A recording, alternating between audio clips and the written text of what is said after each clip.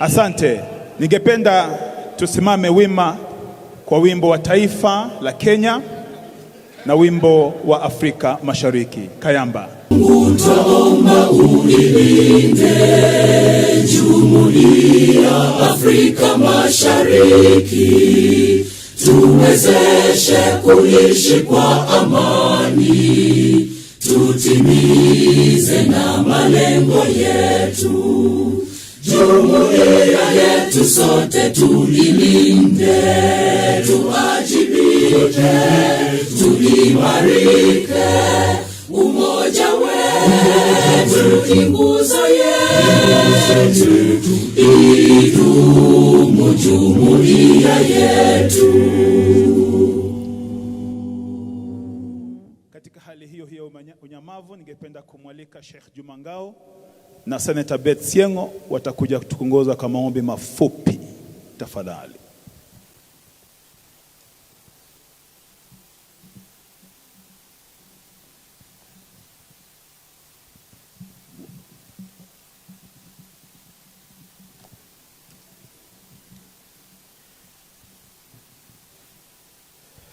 Na tuombe.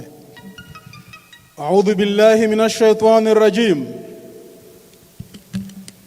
Bismillahir rahmanir rahim. Alhamdulillahi rabbil alamin. Wassalatu wassalamu ala rasulillahi sallallahu alayhi wa sallam.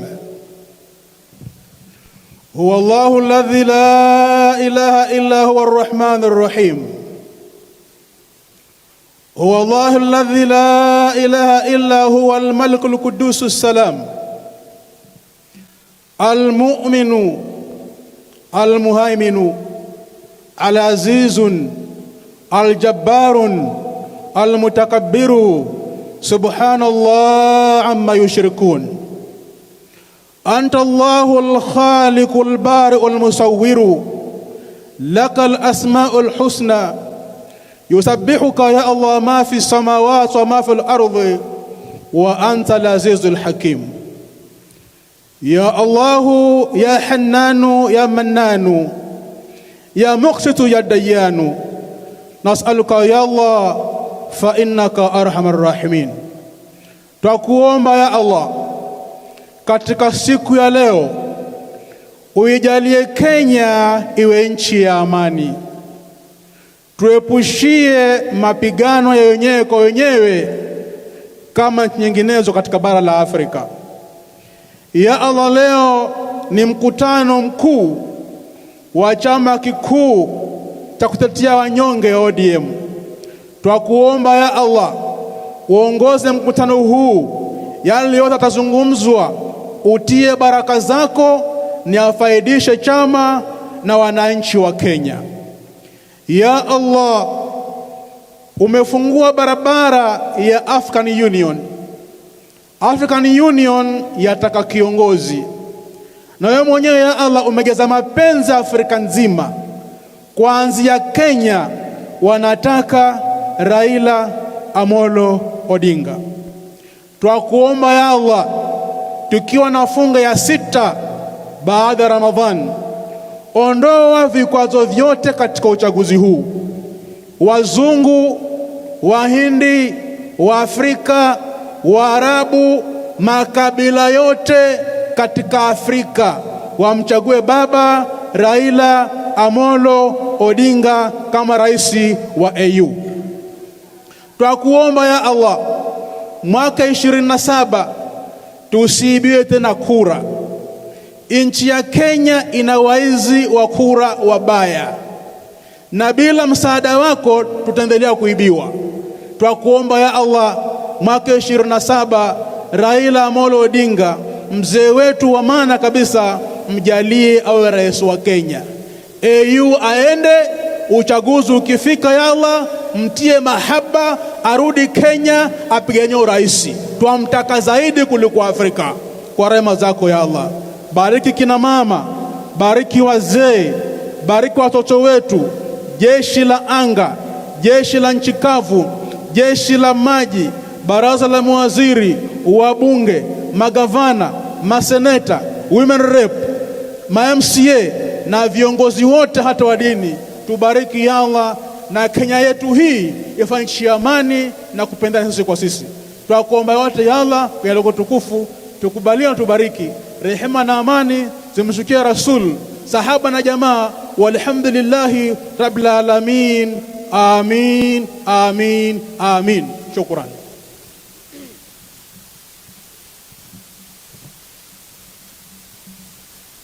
Shall we pray? Heavenly Father, in the name of Jesus Christ,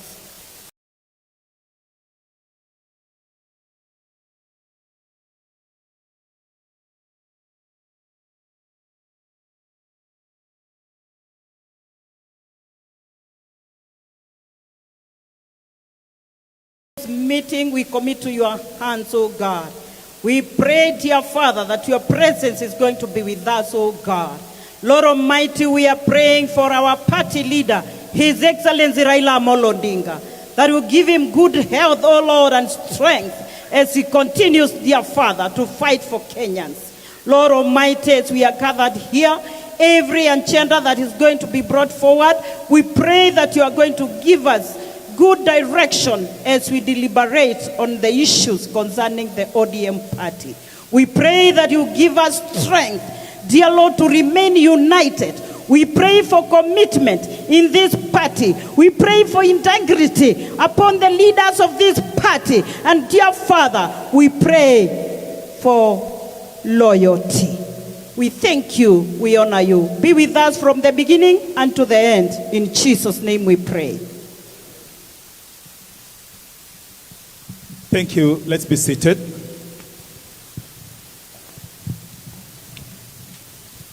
Ningependa kutangaza hivi, kama wewe sio delegate ambaye amealikwa hapa ama observer, in other words, if you are an aide to any of our leaders here or security or PA, please take leave. This is a serious meeting that only requires delegates who've been invited. Please, let's cooperate, and ushers, help us execute this. Our party leader, His Excellency Honorable Raila Odinga, our deputy party leader, His Excellency Hassan Ali Joho, our national chairman, Mheshimiwa John Mbadi, our Secretary General, Mheshimiwa Edwin Sifuna, and all protocol observed. Welcome to the NGC 2024. Maudhui ya kongamano hili ni utofauti wetu, nguvu yetu, chungwa moja. In English, our diversity, our strength, one orange. We are united by one common thing, which is ODM, chungwa moja. ODM, tuko tayari. Vibendera vyetu tafadhali. ODM. Reverend Desmond Tutu, rest in peace, said, "My humanity is bound up in yours, for we can only be human together." Then in Psalms chapter 133 verse 1, it says, "How good and pleasant it is when brothers live together in unity." And that's why we are here. And in Kiluya, they say, "Ebisala nibyambane halala, sibinyalo kufuni hatawe." Mheshimiwa Nabii Nabwera can attest to this. And the old adage says, "Sticks in a bundle are unbreakable." Ladies and gentlemen, welcome to the NGC. Before we go to a short interlude of entertainment, I would like to welcome our national chairman, the Honorable John Mbadi, to call this meeting to order. Karibu, Chairman. 1, 2, 1, 2. Thank you very much. Your Excellency, our party leader, Right Honorable Raila Odinga, Deputy Party Leader, His Excellency Ali Hassan Joho, Secretary General, other national officials of the party, governors present, members of parliament, distinguished delegates. ODM. ODM. Asanteni sana. First of all, I would like to start by welcoming you to this National Governing Council of the party. We last held our National Governing Council on 25th of February 2022. Our constitution dictates that we hold our National Governing Council once every 2 years, and so we are not way off. We are almost within the requirements of our constitution. And the theme of today's NGC Honorable Delegates is our diversity, our strength, and one orange. Our diversity, our strength, one orange.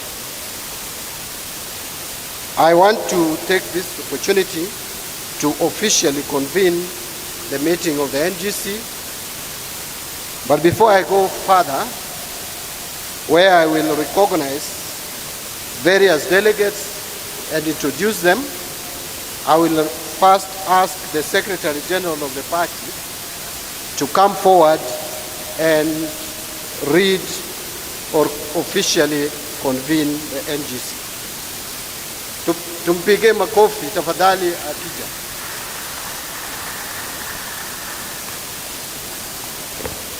Thank you, Chairman, Your Excellency, the party leader, Excellency, Deputy Party Leader, all protocols of that. At this particular juncture, my singular duty is to not continue this meeting of the National Governing Council of the Orange Democratic Movement. In accordance with Article 59(2), as read together with Article 50 of the Orange Democratic Movement Party Constitution, and considering the obligations of the Office of the Secretary General as set out under Article 20 of the ODM Constitution, notice is hereby given to formally convene a meeting of the National Governing Council on this Thursday, 18th of April 2024 at the Bomas of Kenya, Nairobi City Council. The agenda is as follows.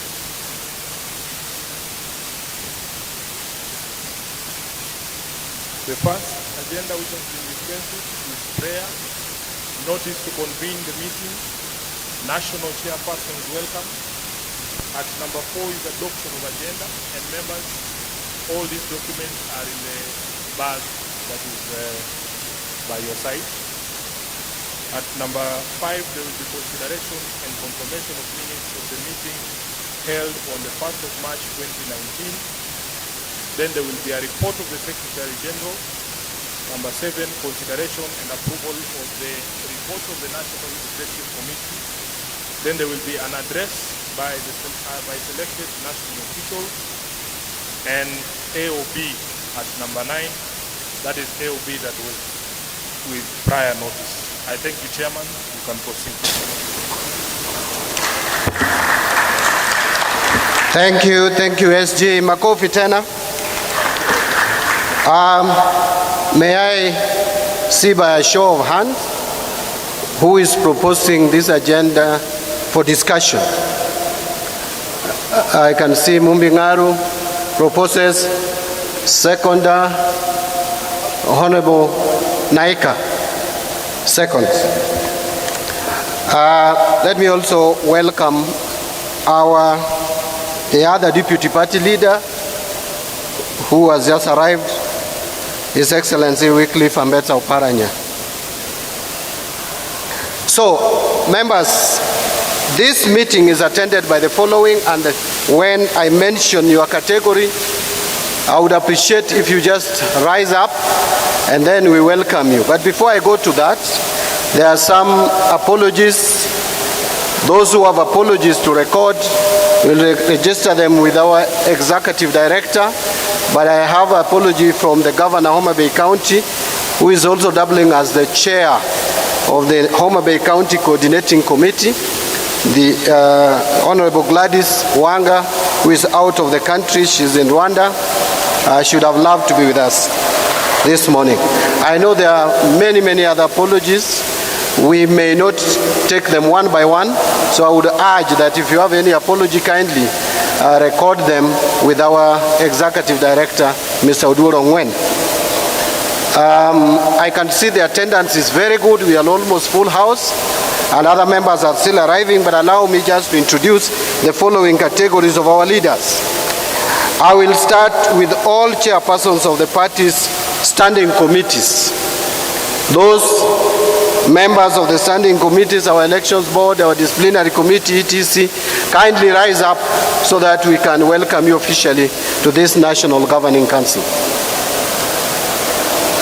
I can see the members of the board there. Let us welcome them with a clap. Asanteni sana. They are led by Chair Madam Aweta. That is the chair of our elections board, which we are changing to National Elections Coordinating Committee today, if this meeting adopts. I want to welcome all national officials of our Disability League. The Disability League, led by Mr. Akir. Yeah, the National League. Thank you very much. Makofi. Then I'm moving to our Youth League. The national officials of the ODM Youth League, led by Ketora. Thank you. I can see a good number. Let's clap for them. Then we come now to the Women League, led by the President, Madam Beth Siengo. Women League, asanteni sana, tuwapigie makofi. I want to introduce officially all majority/minority leaders of our county assemblies. All majority/minority leaders of the county assemblies, karibuni sana, makofi. Thank you. I had already introduced all members of the National Elections Board. I want to now introduce all chairpersons of branch executive committees, that is constituencies. Mainstream. All chairs, rise up. I think that is where we have the largest number. There should be 290. Makofi.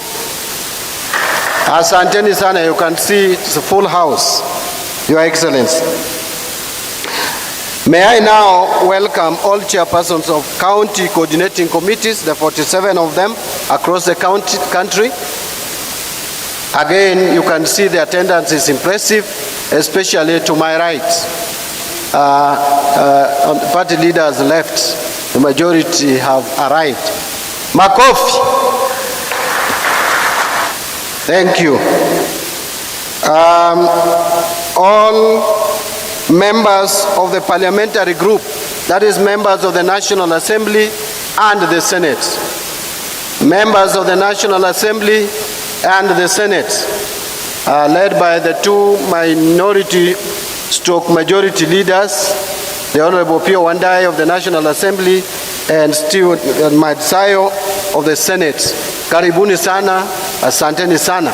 I hope more members are still on their way. Let me now introduce all members of our Council of Governors together with their deputies. All governors together with their deputies. I can see good attendance. It's impressive. We'll come to introduce you later.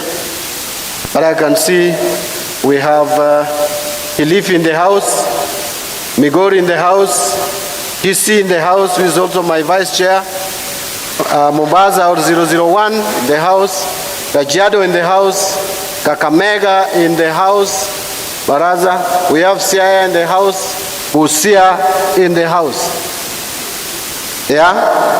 And I can see Garissa, deputy governors. Yeah? So we will come to introduce you later. Finally, is the members of the National Executive Committee, NEC members. NEC members, where I also belong. NEC members, and plus the party leader and the two deputies are also NEC members. Karibuni sana, makofi. So, honorable members, before I give my short remarks, I will want to first invite Philip Etale to take us to some short entertainment interlude, which should take no more than 10 minutes, and then I'll come back. Thank you very much. Asante sana chairman wetu, mpigie chairman wetu makofi tafadhali. Akina mama vigelegele sijavisikia. Asante. Thank you. We are going to have a short break of entertainment. It's not entertainment per se. We have a video which have prepared for this occasion. A video that talks about the journey of ODM, what we've been through, what we are doing, and where we are headed. Because our diversity, our strength lies in one thing, the orange, one orange. May we have the video being played.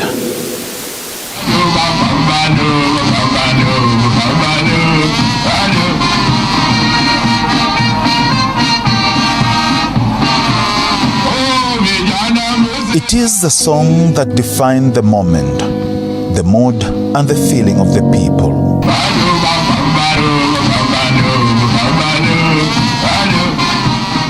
And as the people sang along, they knew there was room for change and a chance to make them think and hope.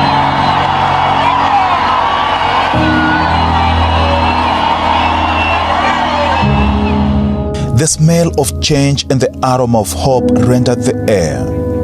It was a jamboree that everyone enjoyed and wanted to be a part of. Najua mimi ndio founder member ya ODM. Hata mimi nilikuwa the elder of ODM. I'm an elder of ODM. I'm still the elder of ODM. Tunataka change katika nchi yetu. Na sisi katika ODM tulisema huyu akwambo. Mbaye kijana amesema tajiusa can bring change katika nchi yetu hii. Leo ile uamuzi tunatoa hapa ni kwamba hiyo mabadiliko tumeamua, gari yetu imeanza safari, tuko ODM. It has been a long journey, a journey of many highs.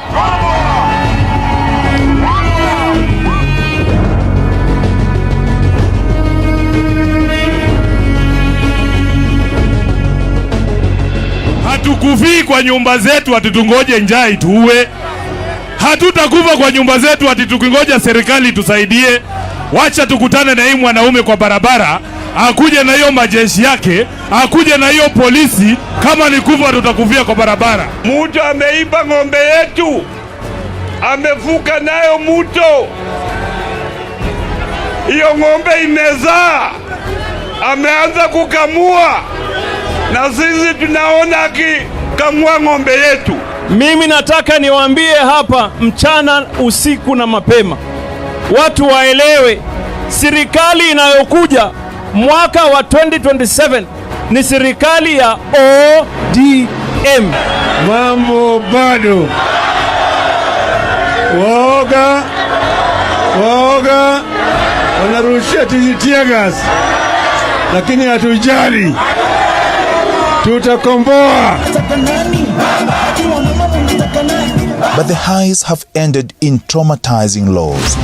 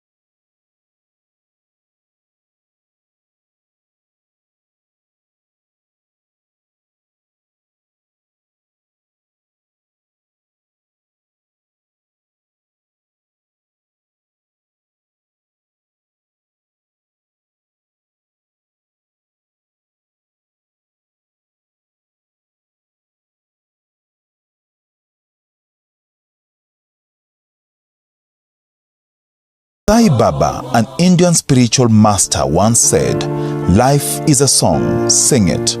Life is a game, play it. Life is a challenge, meet it. Life is a dream, realize it.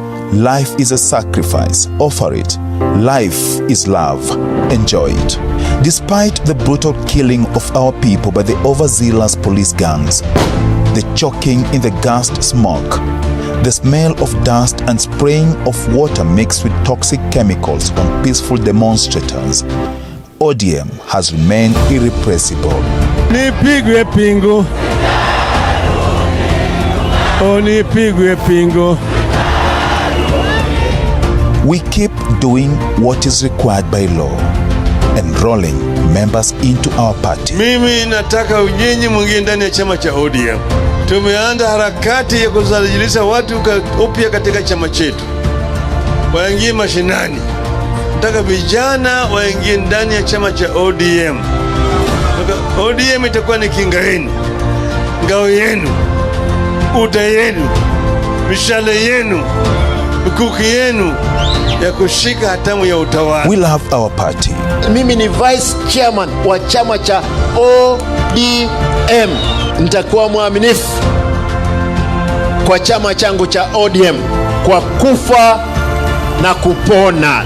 Na niwakumbushe kwamba serikali ya Kilifi ni ya ODM. Nataka wale jamaa wakija wakiangalia serikali yote ya ODM hii Kenya, wajue kwamba wangetuachia serikali tungebadilisha Kenya. Faida gani ya kuhakikisha nyinyi ni wanachama wa ODM? Hii ni maisha, na kama mwahisi ya kwa si maisha yenu, fikirieni Raila Odinga, umri wake haya hayatetei kwa sababu yake yeye, anayatetea kwa watoto wenu na wajukuu wenu.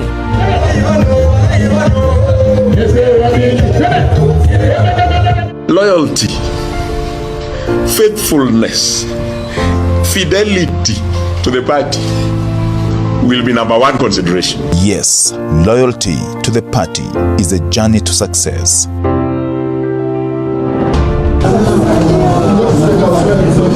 Party elections are around the corner, and members are preparing to elect loyal and dedicated leaders to steer the party to greater heights right from the grassroots.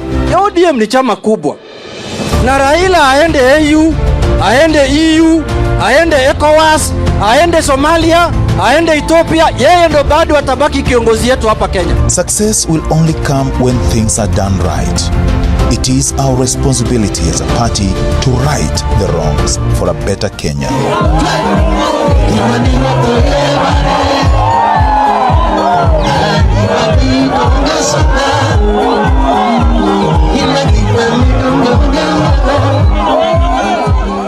Even if hopes you started out with are dashed, hope has to be maintained. For if it were not for hopes, the heart will break. Pale ndio wakaanza kunipiga mimi risasi. Hapo yule jamaa. Huyu jamaa anajulikana. Pale yeye natoka. Kila mara yeye ananiwinda kama mnyama. Naambia yeye Mungu iko. Mungu iko na sitarudi nyuma. Sitarudi nyuma. Life will be brighter than noonday, and darkness will become like morning. This is the ODM.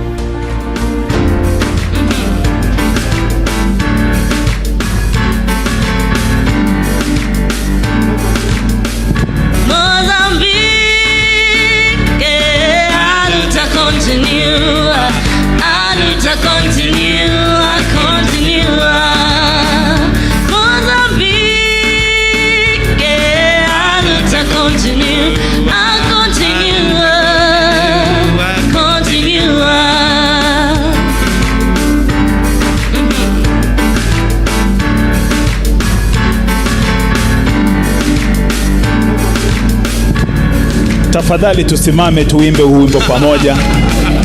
Ni wimbo ambao unatukumbusha mambo mengi. Let's be upstanding and sing along this Field Marshal Band. The song is Aluta Continue. Thank you.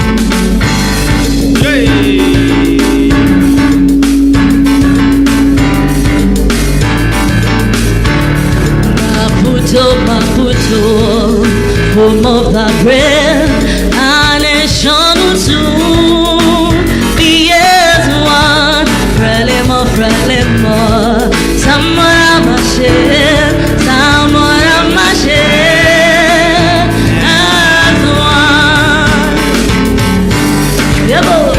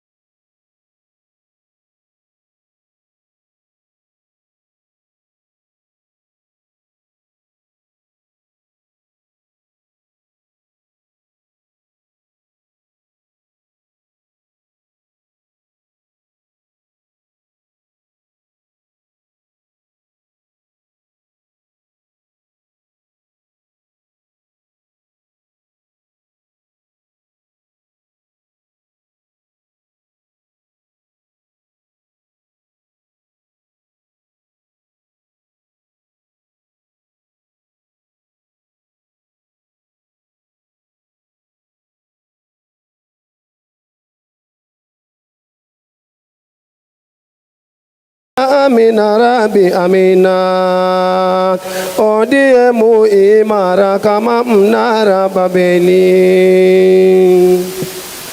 Chama chetu tutalinda baba, usiwe na hofu. Mafuta tutakipaka kimeremete zaidi, ndio kisiparareni maji tutanyunyizia. ODM chama chetu tayari kiko pamoja. Salamu na kuletea shairi nilimalize. Baba Raila Odinga kiongozi chama chetu. Salamu na kuletea baba, mimi ni mwanao. ODM iko chonjo, itaunda serikali. Shukran.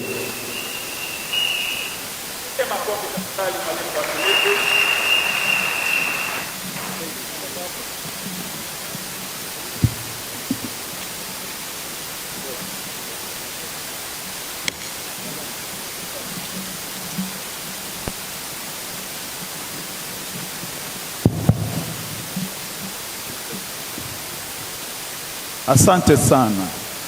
Ningependa kumkaribisha mwenyekiti wetu wa kitaifa Mheshimiwa John Mbadi aje aendelee na kutoa hotuba yake rasmi.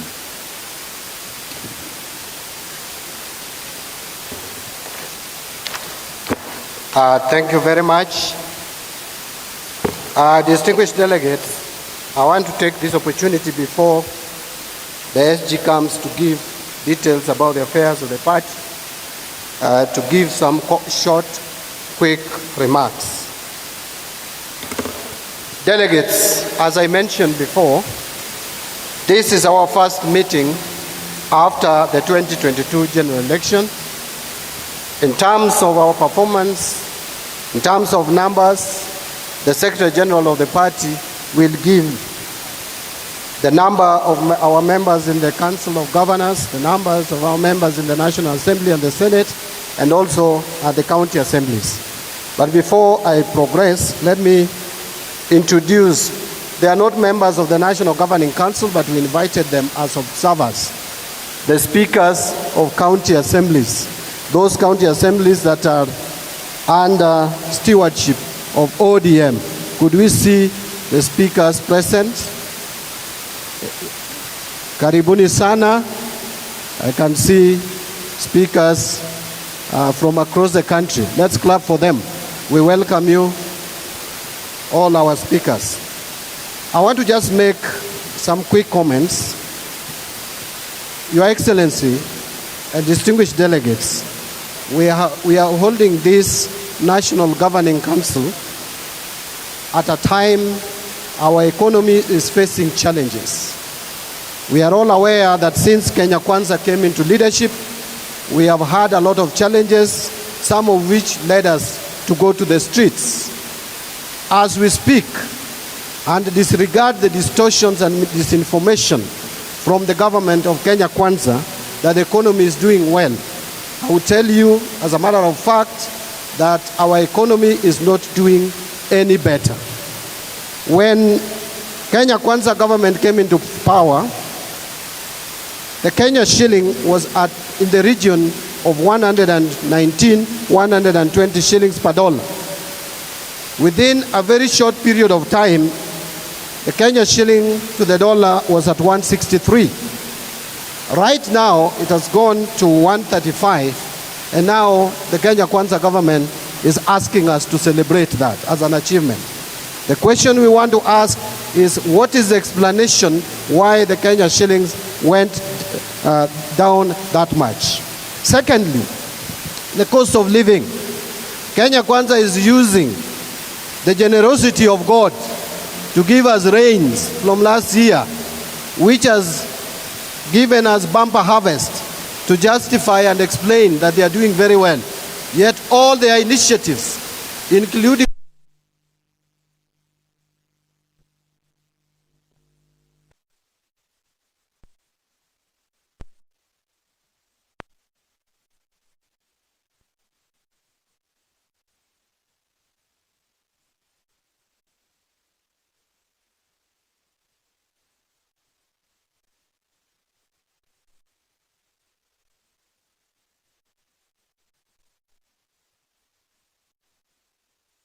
does nothing, it is business as usual. I would say in a nutshell that our economy and the entire governance structure has collapsed. And that is the background in which we are holding this National Governing Council. Honorable delegates, I also want to mention, as the chairman of this party, that for the first time we are facing challenges as a party in terms of financing. The Kenya Kwanza regime decided in the supplementary budget of 2023-24 to reallocate and take away all the funds which were allocated for political parties. In a nutshell, what I'm saying is that as we speak, there is no money available for political parties to run their affairs, despite the fact that the people of Kenya in 2010 decided in the constitution to provide that all political parties must be funded from the taxpayers' money. Finally, honorable members, we are all aware that our party leader has expressed interest in leading African Union Commission. And this, as we celebrate it, and as we cheer, and as we pray, and we congratulate our party leader for being recognized by African leaders, for being recognized regionally and globally. But it has also posed a challenge to the party. There are many of us, many leaders, who when this announcement was made, have assumed that the party leader is exiting local politics, and by extension, that is exiting the leadership of the ODM. And this has brought a very unhealthy campaign in the country where division is being, where the conversation across the country is not very healthy for our unity. You hear leaders talking about their ethnicity, people talking about their regions, that it is our turn to lead the party, that it is this party belongs to a certain ethnic community. ODM is a national party. ODM can never be an ethnic entity. And therefore, such talks are careless, reckless, and I want to put it very clearly as the chairman of this party, the one with the responsibility to instill discipline in the party, and the one who, in consultation with the party leader, must always give policy direction of the party. I want to say that we must put a stop to such unhealthy debates about the leadership of this party. The party ODM is united under one leadership. We have a structure, we have a constitution, we have our rules and regulations. Our party leader is Raila Amolo Odinga. And I want to say, I want to challenge those who want to lead this party. Please remember, you can be called party leader without people to lead. You have to convince us that you mean well. You have to convince us about your policies. It is not just about telling us that you are party leader. We must accept to follow you. That is when you will lead. Therefore, I want to conclude by saying that members, let us not entertain such kind of unhealthy debate. We have our party leader, Raila Amolo Odinga. Whether he succeeds in his quest to lead African Union Commission or not, he is our leader. He is still participating in local politics, and we will follow him. Thank you very much, honorable members. And with those many remarks, allow me at this juncture to welcome and invite our Secretary General, who will come and present to us the last meeting's minutes. Thank you. Karibu, Senator Sifuna. Makofi tena. Asante. Thank you once again, Chairman, Your Excellencies, all protocols observed. As I had indicated to you, all the documents that we are going to be referring to are in your package on your side. So we will be going through the minutes of the last ODM Governing Council meeting of the 25th February 2022. But Your Excellency, with great respect and humility, allow me at this particular juncture to ask all of us to be upstanding and to remove our capes in honor of the people who are with us at the last NGC and are not here with us today. And Your Excellency, just to mention but a few, in the period between now and our last NGC, we lost our friend, my friend, the chairperson of ODM Migori County, the Honorable Philip Odero Makabongo. We lost the chair of Rarieda branch, Mr. Onyango Omolo, the chair of Kilgoris ODM, Ole Kiptigoi, and the MCA Narok Town, Honorable Kudate. Could be upstanding for just 1 minute. And of course, Nyukuri, who was one of our founder members and trustees. Thank you.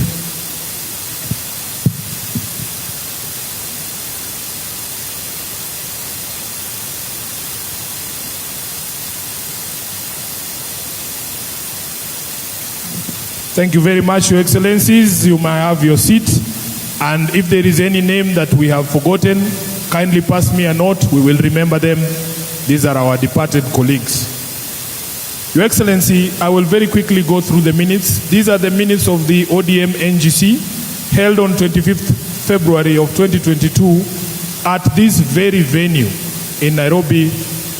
And I will take you through the first page. You can see the agenda was as on the first page. At minute number 3, our chairman, Honorable John Badi, welcomed the delegates, thanking them and the general membership for making ODM active and vibrant at the grassroots. Honorable members, Honorable Party Leader, on page 2, you will see at minute number 6, there was a report of the SG, just like the one that I will give here today, and it touched on the following matters. Number 1, on the grassroots party strengthening, where in line with the resolution of the 2019 NGC, the National Secretariat established a monthly disbursement of Kenya shillings 50,000 to county coordinating committees. That was one of the reports. Then there was a report on the Building Bridges Initiative, that is on page 3 of the minutes, Your Excellency.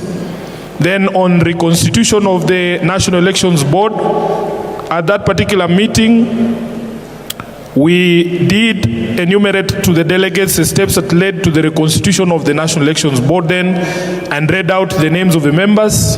Also on reconstitution of the Party Disciplinary Committee, and that members of both teams had already been taken through an induction course. Mr. Speaker, sorry.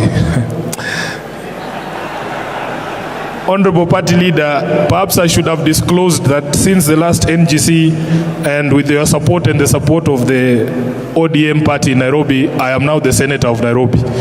And I want to thank you. Thank you. Honorable Party Leader, there was a report on by-elections in 6 parliamentary and 9 ward areas. And you will see there was also a report on international relations of the party at page 3. I would like us to move over to page 4 of the report on challenges. At that particular moment in time, we had challenges of COVID in 2019, 2020, 2021, which had rendered the holding of this NGC in 2020 impossible. There was a challenge of underfunding, which is a matter that is still live with us. Then you will see at bullet number 4 there that in spite of a court judgment ordering the National Treasury to release funds to ODM, the same had not been complied with. The Secretary General's report was adopted by members as proposed by Honorable Beth Siengo and seconded by Honorable Mohamed Ali Sheikh, the minority leader then in Garissa County. Over to page 5. On the amendments of the party constitution and party primaries and nomination rules, you will see over the page, Your Excellency, that we had made a provision for the ODM Disability League and the county coordinating committees so that the county chairpersons can sit in national organs, and we will confirm here that they are here today. Honorable Party Leader, under the party primaries and nomination rules, 4 different methods of nominations had been proposed, beginning with consensus, direct tickets, delegate system, and universal suffrage. Various members gave their views on this particular issue, starting with Honorable Amos Wako, Honorable Junet Mohammed. There was contribution from Honorable Zuleka Hassan, then Women Rep Kwale, Governor Professor Anyang' Nyong'o, that's on page 6. Honorable Denita Gatti, who challenged the party to create more space for persons with disabilities. Honorable Babu Owino, Honorable John Ketora, Irina Imba, Catherine Muma, the chairperson of the Elections Board, and the Honorable Party Leader. The report was adopted with amendments as moved by Honorable Amos Wako and the Honorable Tom Kajwang, and seconded by Marian Okech from Siaya County ODM Disability League. At page 7, Your Excellency, there was a report of the National Elections Board on the grassroots elections, and there will be much to be discussed there as well. At page 8, the SG informed the delegates that in light of the NEB Chair's report, the NGC's approval of members to serve in the NEC until the elections are conducted. He presented the proposal of NEC that in the interim, the vacant positions in NEC at that point should be filled as follows. The Vice Chairperson to be held by Senator Jones Mwaruma from Taita Taveta, National Organizing Secretary by Honorable Ahmed Abdisalan, MP Wajir North, Deputy Organizing Secretary to be held by Honorable Chonga Ken, MP Kilifi South, Deputy Organizing Secretary to be held by Honorable Zuleka Hassan, Secretary for Environment by Stella Chepkerui from Kericho, and Secretary for Science and Technology to be held by Babu Owino, MP Embakasi East.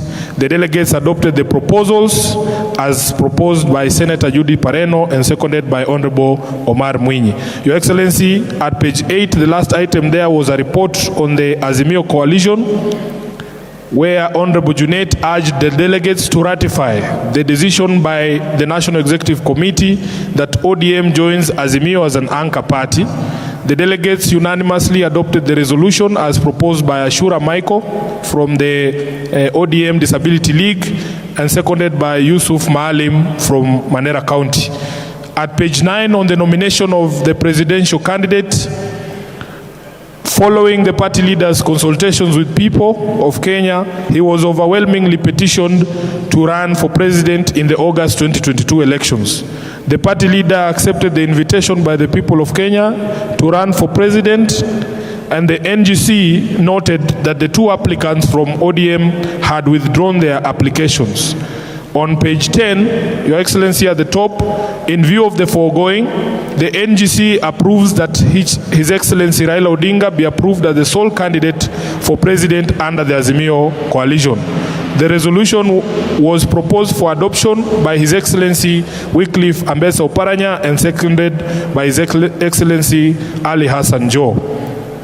Minute number 8, there was an address by various selected national officials, starting with Georgia Ladwa, Rhoda Katalai from West Pokot, Stephen Asele from Marsabit, Caroline Agwanda from the County Orange Disability League, Nixon Kakiri, the chair of the ODM Disability League, John Ketora, Beth Siengo, Senator James Orengo, now Governor James Orengo.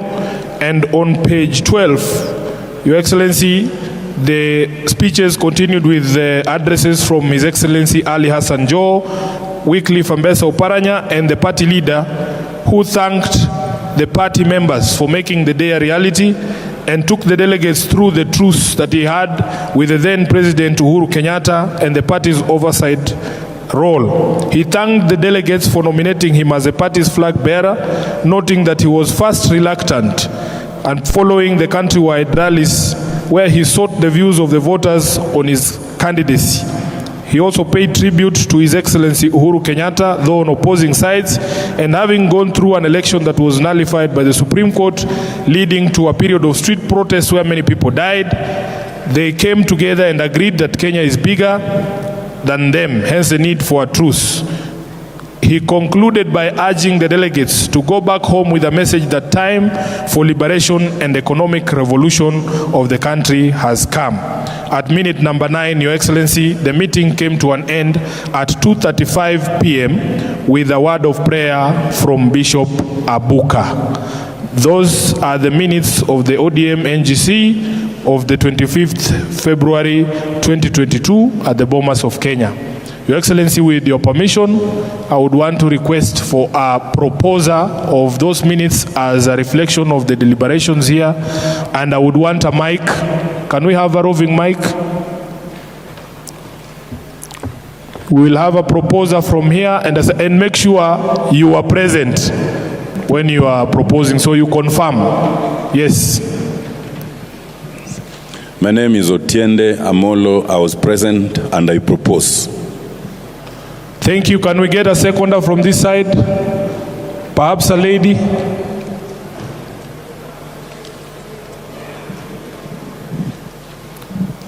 My name is Nancy Matara Ochieng. I second. Thank you very much. The minutes have been adopted. Your Excellency, with your permission, I would move straight to matters arising, and you will see in the schedule there that I am required to give a report to you as the NGC, and much of my report will cover matters arising. And when the chairman comes back here, I think there will also be some plenary for matters arising, if I'm not wrong. So, Your Excellency, there is a document in your bags as well, which is the report of the Secretary General, and I would want that we go together in that report. Your Excellency, prior to that, I have been reminded of a few names of people that we lost that I just want us to honor. the former chairman, Kiambu County, not the county chair. From Kiambu County, we lost the Githunguri chairperson, Mr. Joshua Njoroge Young. We also lost the following members of parliament: Honorable William Kamoti, who was the MP for Abai. We lost the chair, Honorable Christopher Mchana, and Peter Gikunda from Buri branch in Meru. Christopher Mchana was the chair in Wundanyi. Josephat Kihara, chair Kidhunguri. Councillor Ochieng Ruku, who was a delegate from Awendo. We lost Abdulai Abdi Mohammed, the vice chairperson, Mandera County, and the late Sheikh Ahmed Mwaringa, ODM Interfaith Council of Clerics and Kemnak Treasurer. I thank you for reminding me about those ones. It is not for any disrespect that we didn't note their names down. Your Excellency, with your permission, let me go to my report. And this is the report of the Secretary General to the National Governing Council. Your Excellencies, delegates, this report covers the period from February 2022 to March 2024. During the period under review, the party undertook and accomplished a number of interventions, first geared towards the 2022 general election and later towards pursuit of electoral justice, reforms in the country's governance and the strengthening of our party. This included, but were not limited to, convening the National Delegates Convention, coalition building, party primaries, unveiling of the presidential candidate, election campaigns, vote protection, Supreme Court petition, electoral justice campaigns, and mass recruitment of party members. At the NDC, following the unanimous endorsement by the NGC, on 28th February 2024 of the party leader, His Excellency Raila Odinga, as the sole ODM presidential candidate for the 2022 elections, the party held its National Delegates Convention at Moi International Sports Center, Kasarani, where the same endorsement was unanimously carried. The convention was carried out in two phases. Phase one was held in the morning, attended by ODM delegates only, where the internal party statutory business was conducted. In the afternoon, phase two comprised both ODM delegates and Azimio la Umoja affiliate parties. His Excellency Honorable Raila Odinga was endorsed by Azimio leaders led by Jubilee Party leader and then outgoing President of the Republic, His Excellency Uhuru Muigai Kenyatta. On coalition building, Your Excellency will flip through with me to page 3. In preparation to win the 2022 presidential elections, our party initiated talks with other parties so as to consolidate our support base. This culminated in the formal signing of the Azimio la Umoja One Kenya Coalition Party Agreement by 26 political parties, including the Wiper Democratic Party, which had initially stayed out. On the general election, the period April to August was for campaigns. The party sponsored candidates for all of the following positions: number 1, President; number 2, Governor; number 3, Senate, National Assembly, and county assemblies. And when we talk of National Assembly, it includes the women representatives. Unfortunately, ladies and gentlemen, the ultimate prize, the presidency, occasioned by the IEBC chairman, Mr. Wafula Chebukati. For the remainder of the electoral positions, the party performed as below. ODM was able to get 15 county governors. Mujipigie makofi. Therefore, we have 15 deputy governors. Your Excellency, we have 20 senators, both nominated and elected. We have 2 members who represent us at the East Africa Legislative Assembly. We have 77 single constituency members. That is from each constituency. Mujipigie makofi. And then we have 11 women reps, getting us a total of 88 in the National Assembly. We have a total of 473 members of the County Assembly across Kenya. Pigieni makofi. So, Mr. Honorable Party Leader, on page 4 you will see a breakdown of the County Assembly member distribution. and a confirmation that we have members of the county assembly in 28 counties out of the 47 counties, and that brings the total to 473. Of course, the highest being Nairobi at 53, Kisumu at 46, Homa Bay 47, we have 42 in Kakamega and 26 in Kilifi, and Mombasa at 32. Those are the top leading counties when it comes to MCAs. Honorable Party Leader, allow me to go straight to membership drive on page 5. In November of 2023, the party launched a massive membership drive in the county of Siaya. Since then, the party leader has presided over the exercise in the following counties: Homa Bay, Migori, Nyamira, Kisumu, Kisii, Kakamega, Busia, Vihiga, Bungoma, Lamu, Tana River, Kilifi, Kwale, Taita Taveta, Mombasa, Meru, Nairobi, Wajir. And on behalf of the National Secretariat and the party leadership, I want to say thank you for the warm welcome and the great arrangements and support that we received whenever we visited your counties. Your Excellency, at the commencement of the exercise, you can see the membership status was at page 6 that runs all the way to page 7. ODM had a total registered membership of 4,344,000. And of course, Your Excellency, we were with you in many of these exercises. It was a matter of great controversy. Who is the county that is leading in membership recruitment? If you look at that table, Your Excellency, you will see that the number 1 county, and this is because the membership is expressed as a percentage of the number of voters registered in your county. So the highest registration at 65.49% is in the county of Busia, and the county governor is here. My deputy, the women rep for Busia, is here, and we say congratulations. Your Excellency, they were followed by Kisumu and Homa Bay, and the percentages are there. At the very bottom, you will see the county of Nyandarua, with the chairman Dixon is here, Dixon Manyara. The county of Meru and Embu were the last ones, but they will come and tell us the sort of support they need, Your Excellency, for them to raise their numbers. At page 8, Your Excellency, in the 6 months since the launch of membership drive in November of 2023, we have registered new members as follows. There is a total of 945,733 new members in that 6-month period that have been added to the party register. Mujipigie makofi, hiyo ni kazi mzuri ambayo mmefanya. Your Excellency, once again, we have listed there in terms of the highest performing to the lowest performing counties, and in our tradition, a tradition that was begun by the party leader himself, he has assured me there will be a token for the top 3 counties in terms of registration.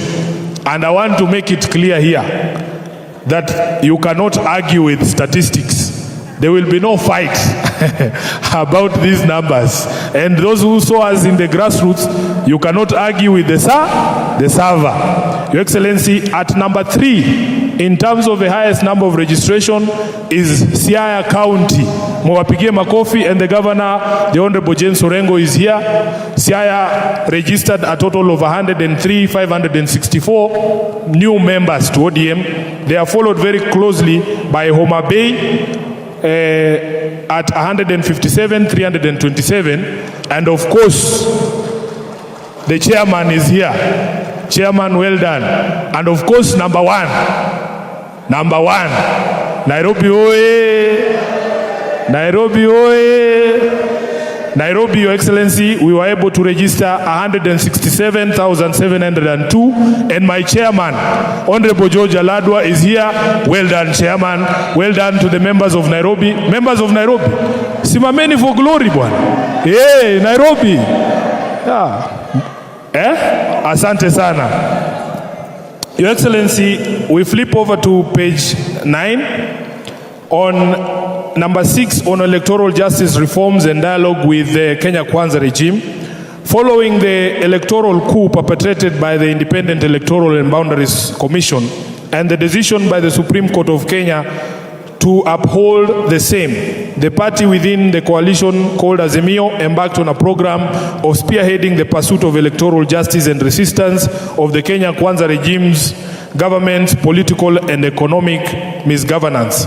Azimio's irreducible minimum agenda included, number one, addressing the high and escalating cost of living, audit of the 2022 presidential elections, restructuring and reconstitution of the IEBC, and respect for multi-party democracy. Your Excellency, the highlights included peaceful and unarmed processions, boycotts and picketing. And as you have seen from the presentation from the ODM media team, the regime's response was always brutal, unlawful, and unconstitutional. Giving peaceful resolution of these genuine grievances a chance, the coalition agreed to 2 sets of bipartisan national dialogue. The first dialogue, initiated in May 2023, collapsed following the regime's recalcitrant position and the callous manner with which it treated the talks. As a result, therefore, the coalition resumed mass action program that ran through to July 2023. And Your Excellency, I remain eternally grateful that you made me part of that initial effort to have this conversation that then collapsed because of the lack of seriousness on the part of members of the Kenya Kwanza delegation. In July of 2023, at the request of the Kenya Kwanza regime, a new phase of dialogue was initiated, co-chaired by His Excellency Kalonzo Musyoka and Honorable Kimani Ichung'wah. The committee, designated as a National Dialogue Committee, was more encompassing and accepted views from a broad range of the Kenyan public. In November of 2023, NADCO completed its work and submitted its report to both houses of parliament. The report was similarly handed formally to the 2 respective coalition leaders in February of 2024. Apart from the matter of addressing the high cost of living, both coalitions were able to agree on all other agenda. The report of NADCO has since been tabled, debated, and unanimously adopted in both the National Assembly and the Senate. Resulting therefrom, 9 parliamentary bills have been drafted and are awaiting enactment. Your Excellency, we will confirm from the Senate that in fact those bills are now on the order paper as from yesterday. Number 7, on disciplinary matters. The disciplinary committee conducted hearings against members of a party as indicated below. 4 special elect members of the Kisumu County Assembly at number 1, and then at number 2, 3 members of the National Assembly, at number 3, 7 members of Parliament, including Senator Professor Ojienda and others.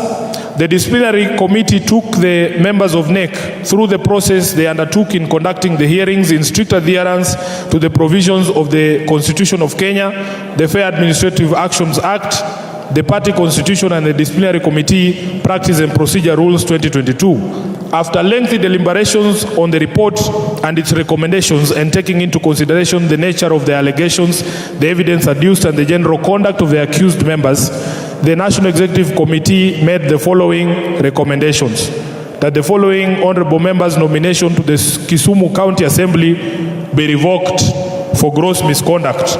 That was Honorable Caroline Apar, Honorable Kennedy Ajuang, Peter Henry Obaso, and Honorable Regina Kizito. That Honorable Esther Passaris be reprimanded for her outright defiance of the party position on the Finance Bill 2023, tender a written apology, and pay a fine of 250,000 Kenya shillings. That Honorable Mark Nyamita, Honorable Paul Abor be reprimanded and pay a fine of 1 million shillings each, and be barred from holding any elective or appointive office within the ODM party for the next 12 months. That the following members, by dint of their conduct, be deemed to have resigned from the party.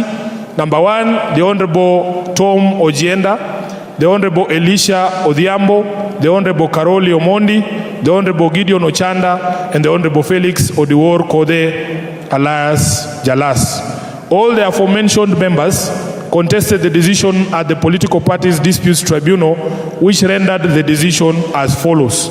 Number 1, that the party was right in deeming the members to have resigned from the party.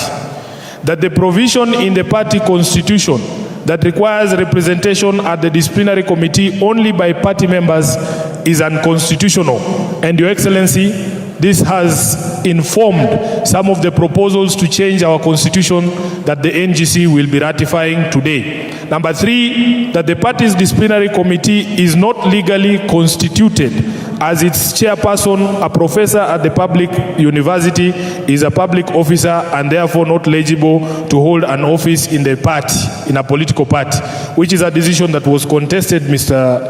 Honorable Party Leader, and it will inform some of the deliberations at this NGC. Your Excellency, allow me to proceed to conclude with the challenges we have faced as the national leadership of the party in the period under review. The Political Parties Act 2011 provides for registration, management, funding, and the registration of political parties, among other things. On funding, it specifically provides that not less than 0.3% of annual revenue of the total national revenue shall be allocated to the political parties fund, of which 5% shall be utilized by the Office of the Registrar of Political Parties for administration and 95% shared to qualified political parties based on their strength. The Kenya Kwanza regime has continued to violate this provision with impunity, thereby curtailing our capacity to fund our activities. Since assuming power 2 years ago, the Kenya Kwanza regime has honed its ability to stifle political parties of the funds provided by statute. And I will give you an example, Your Excellency. In the financial year 2022-2023, the political parties fund had been allocated 1.47 billion shillings, with the ODM party entitled to receive 308 million shillings. Even before the registrar of political parties disbursed these allocations, the UDA party contested the formula that had been used to arrive at those distributions. Ultimately, the matter was dismissed with costs. Having lost the court case, they immediately introduced supplementary estimates number 1 of 2022-2023 and deducted 600 million shillings from the political parties fund. Your Excellency, similarly, in financial year 2023-2024, the fund received a similar allocation of Kenya shillings 1.47 billion, with ODM still entitled to receive 345. In November of 2023, the Kenya Kwanza regime introduced supplementary budget estimates number 1 of 2023-2024 that reduced the fund by Kenya shillings 867 million shillings. This reduction resulted in our allocation decreasing by 181 million Kenya shillings. And the treasurer of the party will be giving you further details on this particular move. Since the party had already received 77 million in Q1 disbursements, Your Excellency, we were left with only Kenya shillings 50 million, which was disbursed in January of 2024 to cover the remaining 3 quarters. We as the leadership have since moved to court to challenge this illegality, and the High Court is expected to deliver its decision on the 9th of May 2024. Your Excellency, the situation is so bad that we have seen recently senior leaders of our opponents being quoted as seeking financial resources from the Communist Party of China to fund their programs, including building of their national headquarters, which is a matter that is specifically proscribed under the law. The law does not allow political parties to receive funding directly from other sources outside the country. Your Excellency, thank you so much for listening to me. That is the end of my report, and it covers most of the matters arising. I now want to welcome back the chairperson, Honorable Mbadi, to take us forward. God bless ODM.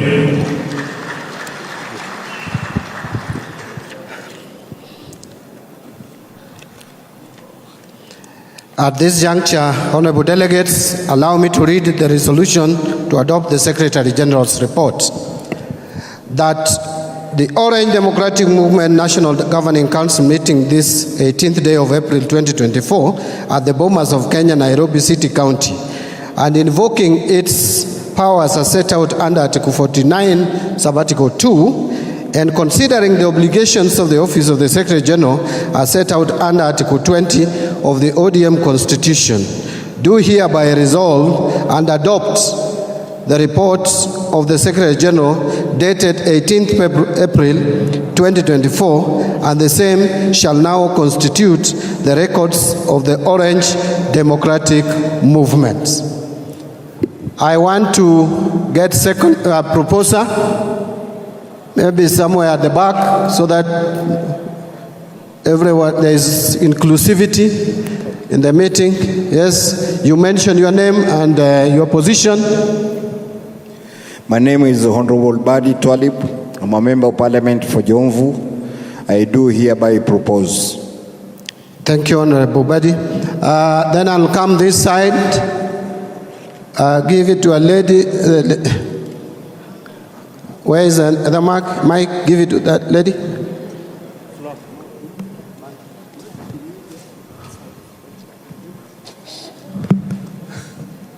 My name is Seth Mutua, a member of the Disciplinary Committee, and I second. Thank you. And let me put it to votes. Will as of that opinion say aye? Those of the contrary opinion say nay. The ayes have it. Honorable delegates, there will only be one change in our agenda, that before we go to the plenary after the Treasurer's report, we will go to the resolutions of the National Governing Council, so that when now we come to the plenary, at least we discuss matters out of what is possibly the resolution of this meeting or congregation. Allow me at this stage, honorable delegates, to invite on stage the treasurer, the national treasurer of the ODM party, the Honorable Timothy Bosire. Karibu. Let's welcome with a round of applause.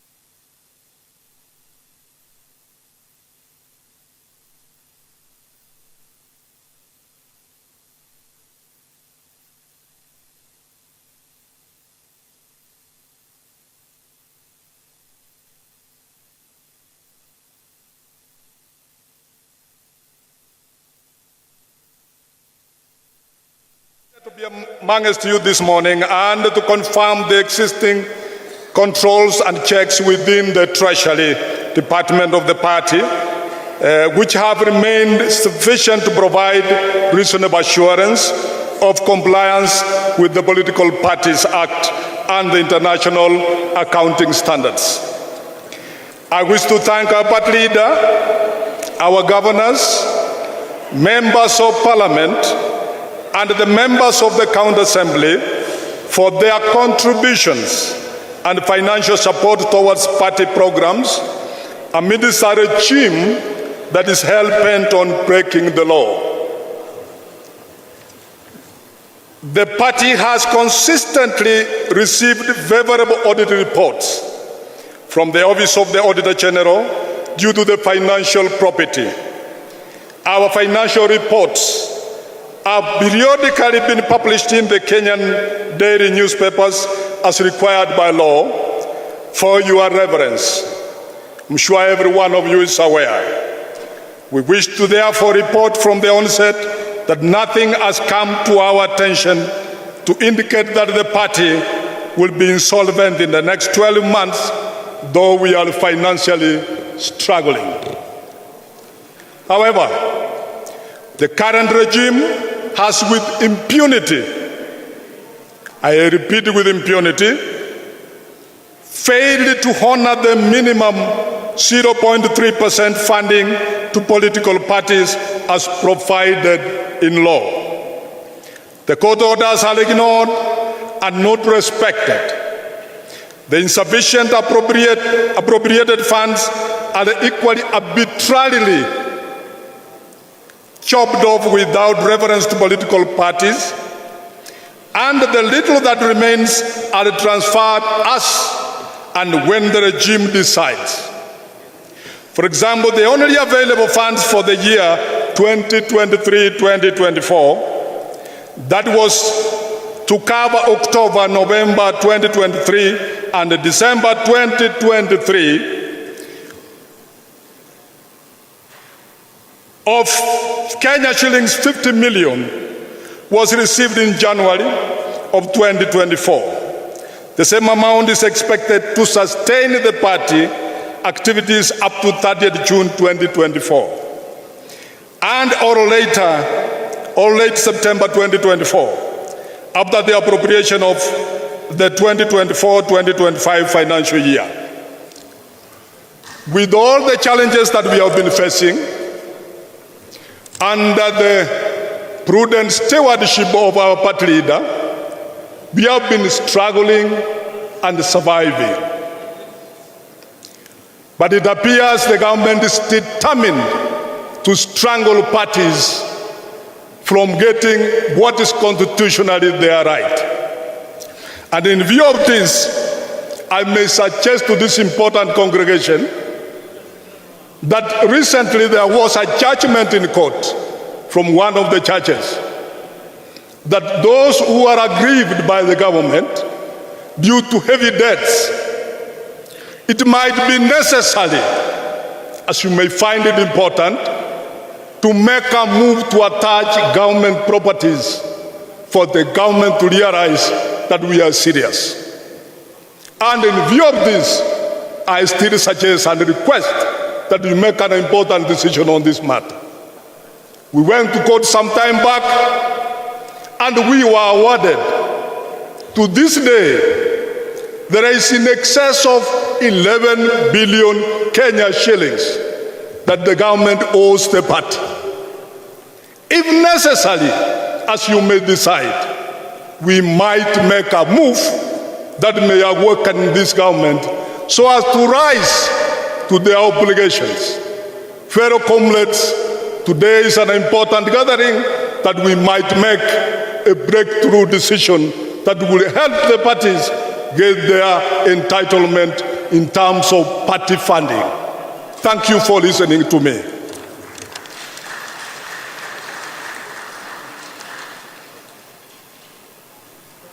Thank you, Honourable Treasurer, for being brief.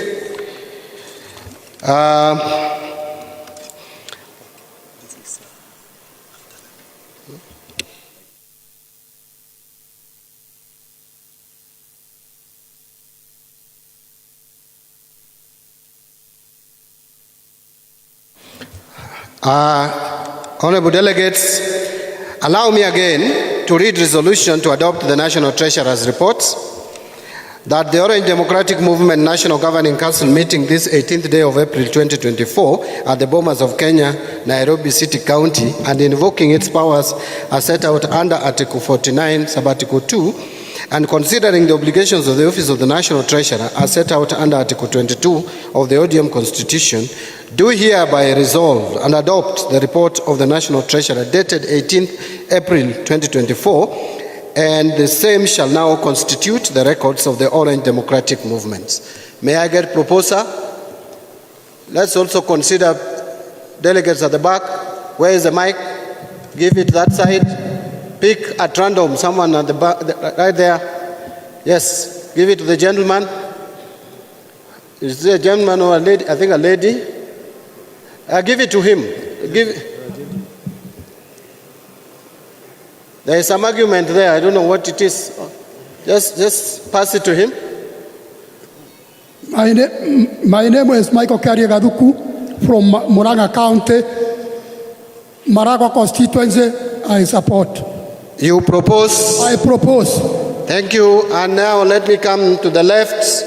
Again, since that is a gentleman, I would want to see a lady's hand. I can see one here, right here, towards the front. Move faster.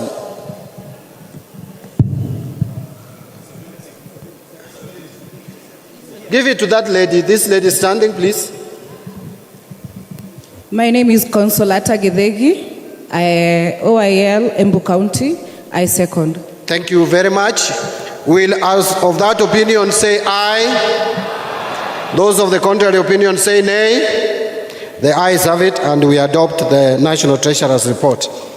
Members, before we move, I've been reminded that there is a short interlude, and entirely I'm limiting it to 5 minutes, not 10. Kindly. Okay. It's a video. I don't know how you are going to shorten it, but I want it done in 5 minutes. Thank you. Thank you very much. This is a very short video. Nobody has ever done a documentary about Baba and where he started, what he has been through, why he is loved by people, and why many people respect him. That video is very short.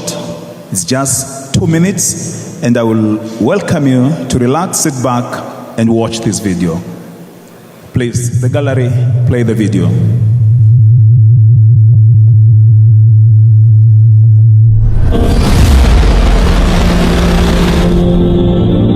Masobora wa lugha waliamba safari ya Bamba ni machero.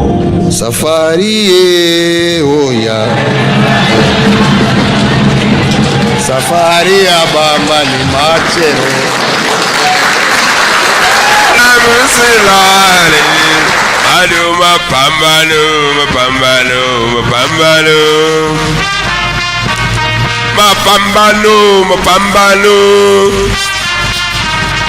Ni safari iliyoanza mwaka 2005. Safari iliyokumbwa na dhoruba za aina yake, kukurukakara za hapa na pale, mawimbi, vimbunga na vimbuanga.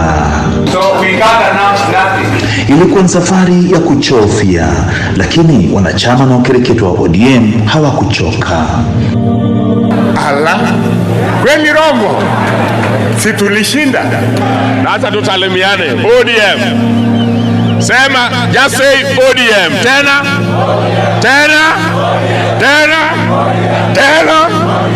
Lakini it was Raila Odinga alisema Kibaki tosha.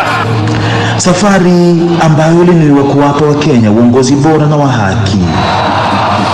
Hamu ya uongozi bora na jazba ya Kenya mpya iliwajaa Wakenya. Atakwambia tsunami inakuja. Katika safari hii nzima ni mtu mmoja tu ambaye alidhihirisha kutokuwa na tamaa na kwamba anawajali Wakenya wote na umoja wa taifa. Leo naingiza sheria nyingine katika Pentagon.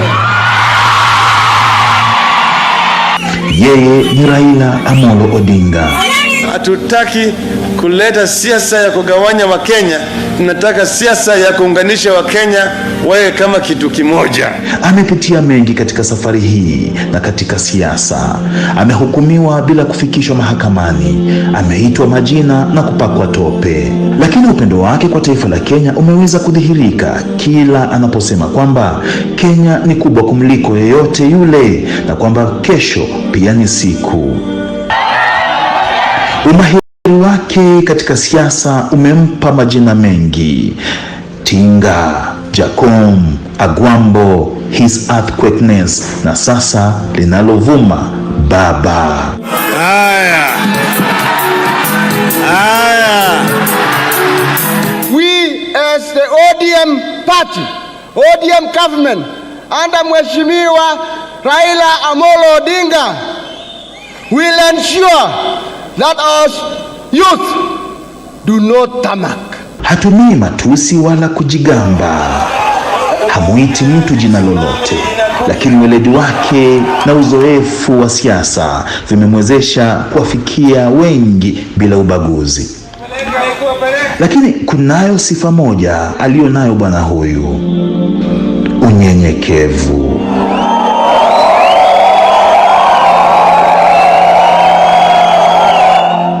Hii imekuwa safari ndefu sana, safari yenye mafunzo mengi, safari ya kuelekea kwenye Kenya yenye uongozi bora na uwajibikaji.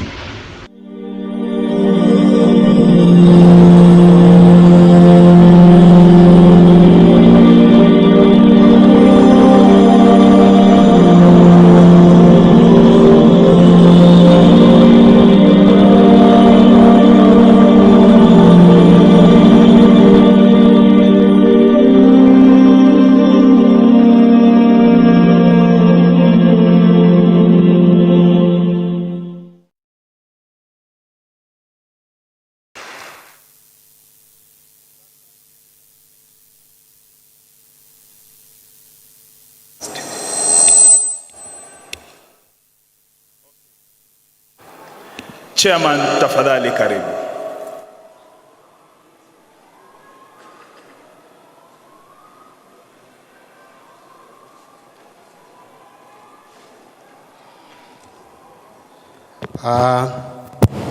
Thank you very much. There will be a slight adjustment to our program. We will move to discuss the resolutions of the National Governing Council, because I think that is the main item that has brought us here.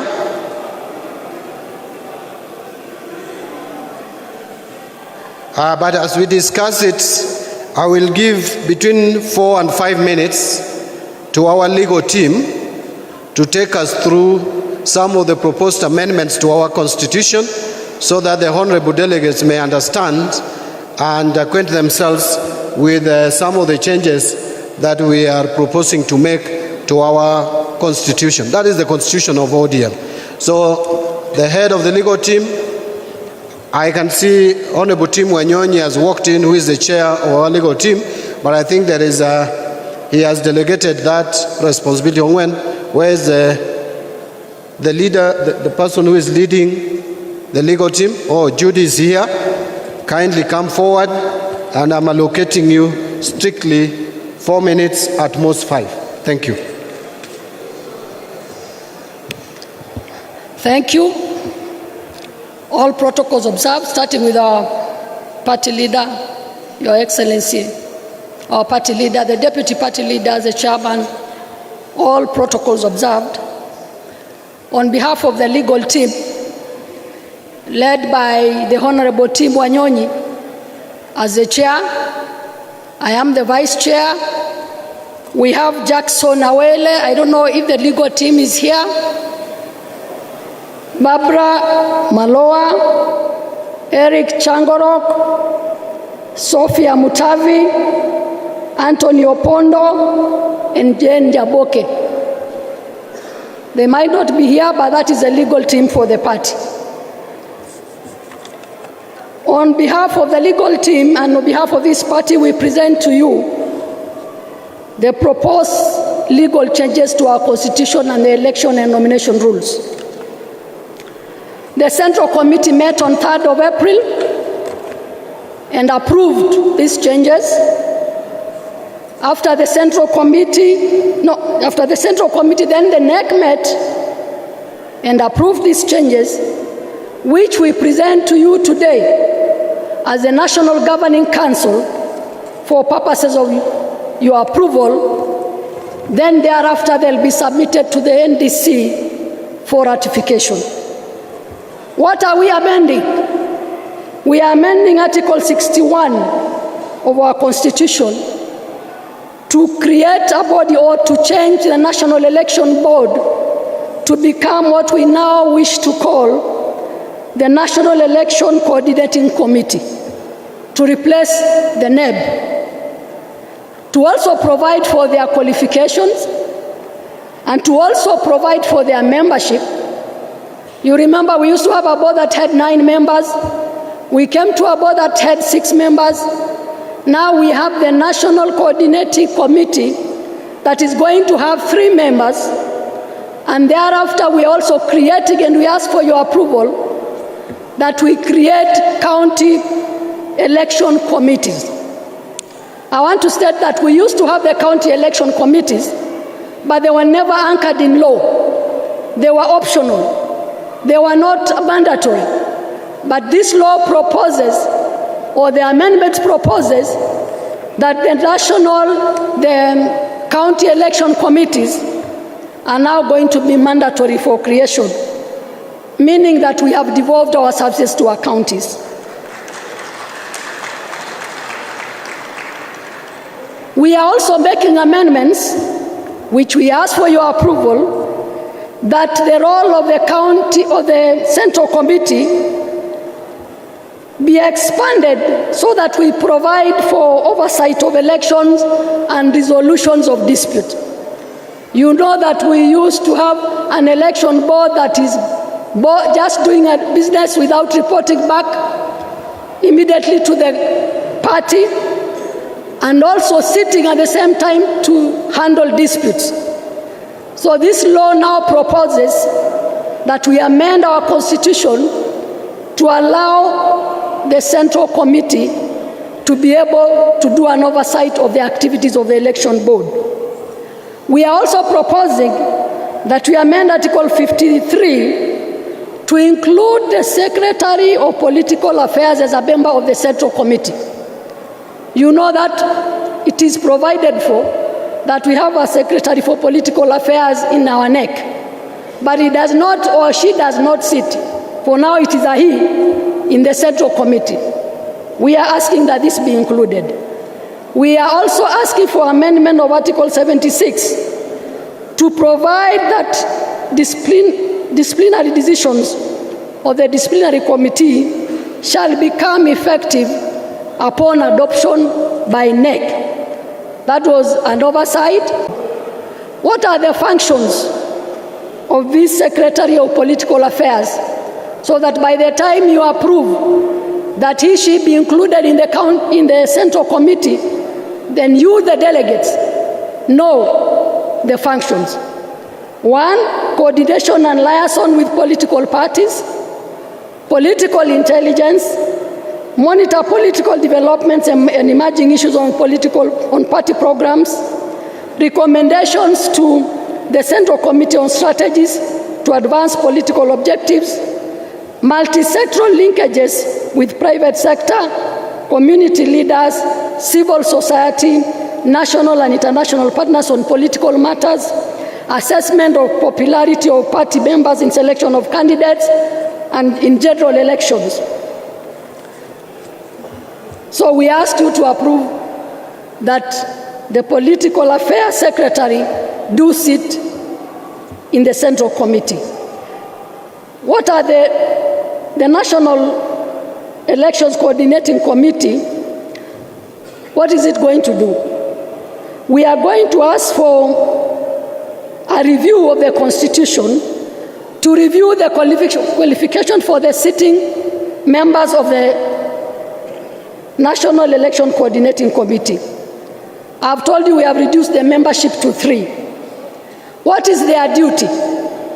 You all know the duty of the National Election Board, which now turns into the National Election Coordinating Committees. It is to plan, organize, direct, conduct, supervise, and coordinate all party primaries, grassroots elections, and nomination of candidates to the party list. The members will serve for 5 years, renewable once. That is the same way it was with the National Election Board. So you can only serve for 10 years. The first 5 and then renewable once.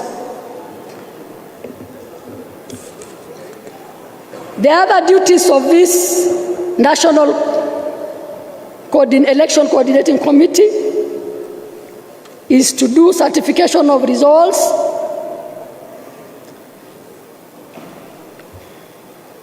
I am reminded that there is an amendment that we are proposing that the chair of the Disability League be proposed to also sit in the Central Committee.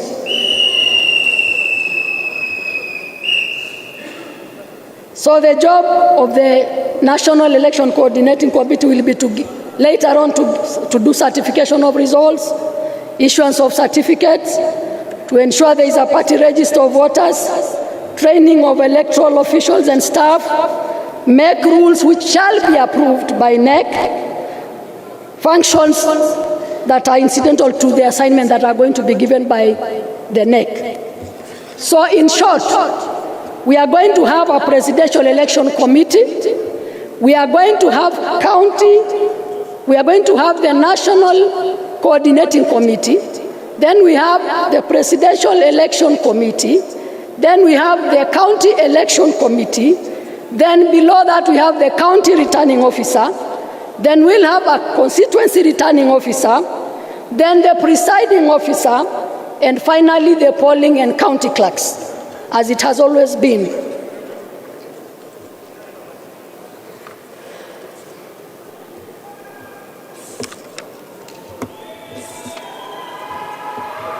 Now, we are also proposing amendments so that we reduce the number of delegates that are going to be picked or elected in our grassroots elections. It is proposed that contrary to what it has been, we have been having 20 youth leaders in the polling station, 20 mainstream leaders, and 20 women league leaders. It is proposed that we reduce to 10 youth leaders in the polling station, 10 women league leaders in the polling station, and 10 mainstream leaders, making a total of 30 officials at the polling station when you go for your grassroots elections. So this is a drift from the 60 to 30. This to me is a very good move. You are asked that you do all this through consensus. Our party election and nomination rules provide for consensus first. Then thereafter you can discuss the other ways of doing our elections. So you can pick these officials by way of consensus. The officials you are going to pick, it is proposed as you pick the 30, please ensure that our PWDs are included within the 30. So we are amending our election and nomination rules to reduce the number of delegates that you are going to pick at the polling stations as you go for our grassroots elections. There shall also be a county returning officer, a constituency returning officer, a deputy returning officer appointed by the National Election Coordinating Committee but approved by the Central Committee. This provision was not there. It is proposed that it shall be there. There shall also be a pool of returning officers. This party has over years trained very able, committed returning officers who can be put in a pool from which we can pick them for deployment.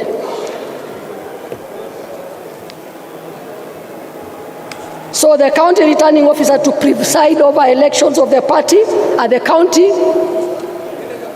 for the county, the governor, the senator, the county women rep, and the National Assembly. While the constituency returning officer to preside over election of the party constituency officials, members of National Assembly, and members of the county assembly. So the county RO deals with the county, while the constituency RO deals with the lower cadres.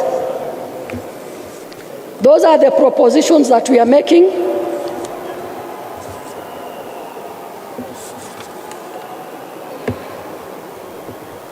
And we are asking that today, then, this National Governing Council, you do approve what we have proposed, what the NEC has approved, and what the Central Committee has approved. The roadmap. Once the NGC approves these amendments on behalf of the NDC, then the revised constitution shall become effective upon being presented to the registrar of political parties and published in accordance with the Political Parties Act. The revised constitution will be presented to the NDC for ratification in accordance to Article 50 of our Constitution. The revised party primaries and nomination rules and the party grassroots elections rules, once approved by NGC, will be presented to the NDC, the National Delegates Convention, for purposes of ratification.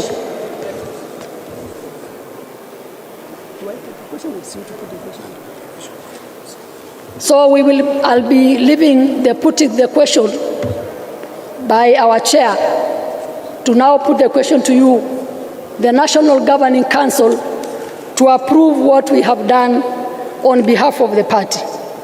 And I step down. May I thank Your Excellency Baba and the party for appointing me to sit among the panel that is going, pursuant to the NADCO report, that is going to do an audit of the presidential 2022 elections.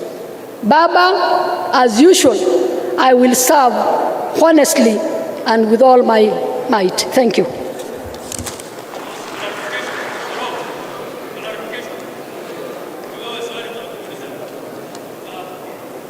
They're asking for clarifications. You pull a plenary later because they're asking for it. I want us to preserve our comments and clarifications to that time when we will open it up to the plenary. Actually, I will want, when we read resolutions, then now we will open it to the plenary for some quick interventions. And those with the mic, please mark the Honorable Delegate. He will be the first one to make his comments when that time comes, so that we discuss all these issues at once, okay? Let me put the question. Resolution to adopt the National Executive Committee report on amendments to the Constitution and rules. That the Orange Democratic Movement National Governing Council meeting this 18th day of April 2024 at the Bomas of Kenya, and invoking its powers as set out under Article 49, Sub-Article 2 of the Orange Democratic Movement Party Constitution, and considering the obligations of the National Executive Committee as set out under Article 51, Sub-Article 3 of the Orange Democratic Movement Party Constitution, and recalling the meeting of the National Executive Committee held on 11th day of April 2024, do hereby resolve and adopt the report of the National Executive Committee dated 11th April 2024, seeking to amend the party constitution, party primaries and nomination rules, and the appeals tribunal rules, and the same shall now constitute the records of the Orange Democratic Movement Party, affecting the changes in the aforementioned legal documents, subject to ratification and adoption by the National Delegates Convention. Could I get a proposer? Hey, where are the guys with the mic? Yeah, and then my name's we'll give the delegates. Paul Lebiso Kiboi from Kilgoris constituency branch. I propose. You propose. Seconder from this side. Give it. Where is the mic? Mic to one mic should give it to the lady. My name is Happy Gloria Hayalu. Women League, I second. Thank you. Again, remember there are some positions in the party which fell vacant for various reasons. The National Executive Committee has proposed replacement of the same, and I want to go ahead and read resolution to adopt, for the National Governing Council to adopt those changes in our National Executive Committee. A resolution to adopt the National Executive Committee report on changes to NEC. That the Orange Democratic Movement National Governing Council meeting this 18th day of April 2024 at the Bomas of Kenya, and invoking its powers as set out under Article 49, Sub-Article 2, and considering the obligations of the National Executive Committee as set out under Article 51, as read together with Article 15 of the Orange Democratic Party Constitution, and recalling the meeting of the National Executive Committee held on 11th April 2024, do hereby resolve and adopt the report of the National Executive Committee dated 11th April 2024, seeking to fill the positions vacant national officials, and the same shall now constitute the records of the Orange Democratic Movement Party, affecting the changes in the aforementioned position, subject to ratification and adoption by the National Delegates Convention. The NEC list as endorsed by the National Executive Committee are as follows. That His Excellency Simbarati becomes one of the national deputy chairpersons. That we also have number two, that the Honorable Catherine Omanyo becomes one of the deputy secretary generals. And maybe just to mention, Honorable Simbarati is taking over from where Janet Ongera was, and Catherine Omanyo is taking over from Florence Mutua. that Honorable Fatuma Masito becomes the new Deputy National Treasurer, that the Honorable Caleb Amizi also becomes the Deputy Organizing Secretary, that Honorable Elsie Moanda becomes Secretary for Security, and that Honorable Eddie Okech becomes Secretary for Disaster and Human Affairs. Proposal. I want a proposal from this side. The delegate in white shirt, give him the mic, please. They are behind. Oh, okay. Since you have the mic.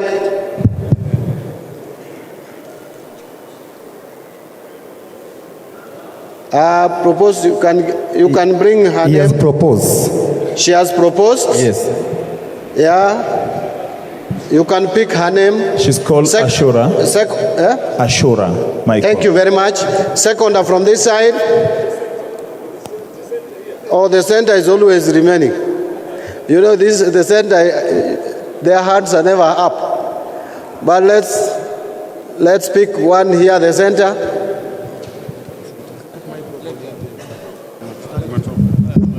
My name is Honorable Badi Twalib MP Jomvu. I hereby second. Next time, Honorable Badi, I will not allow you to second or propose. You take all the chances for the central part of our delegates. Now, winners of that opinion say aye. Those of the contrary opinion say nay. The ayes have it. Now, I will request that honorable delegates, we become very attentive and listen to the proposed resolutions of this NGC, which will be read by the Secretary General. Then immediately they are read out, then we will go to the plenary just to hear from you. A couple of delegates, a number of you, quick interventions, then we now put the resolutions to vote. Honorable Sifuna.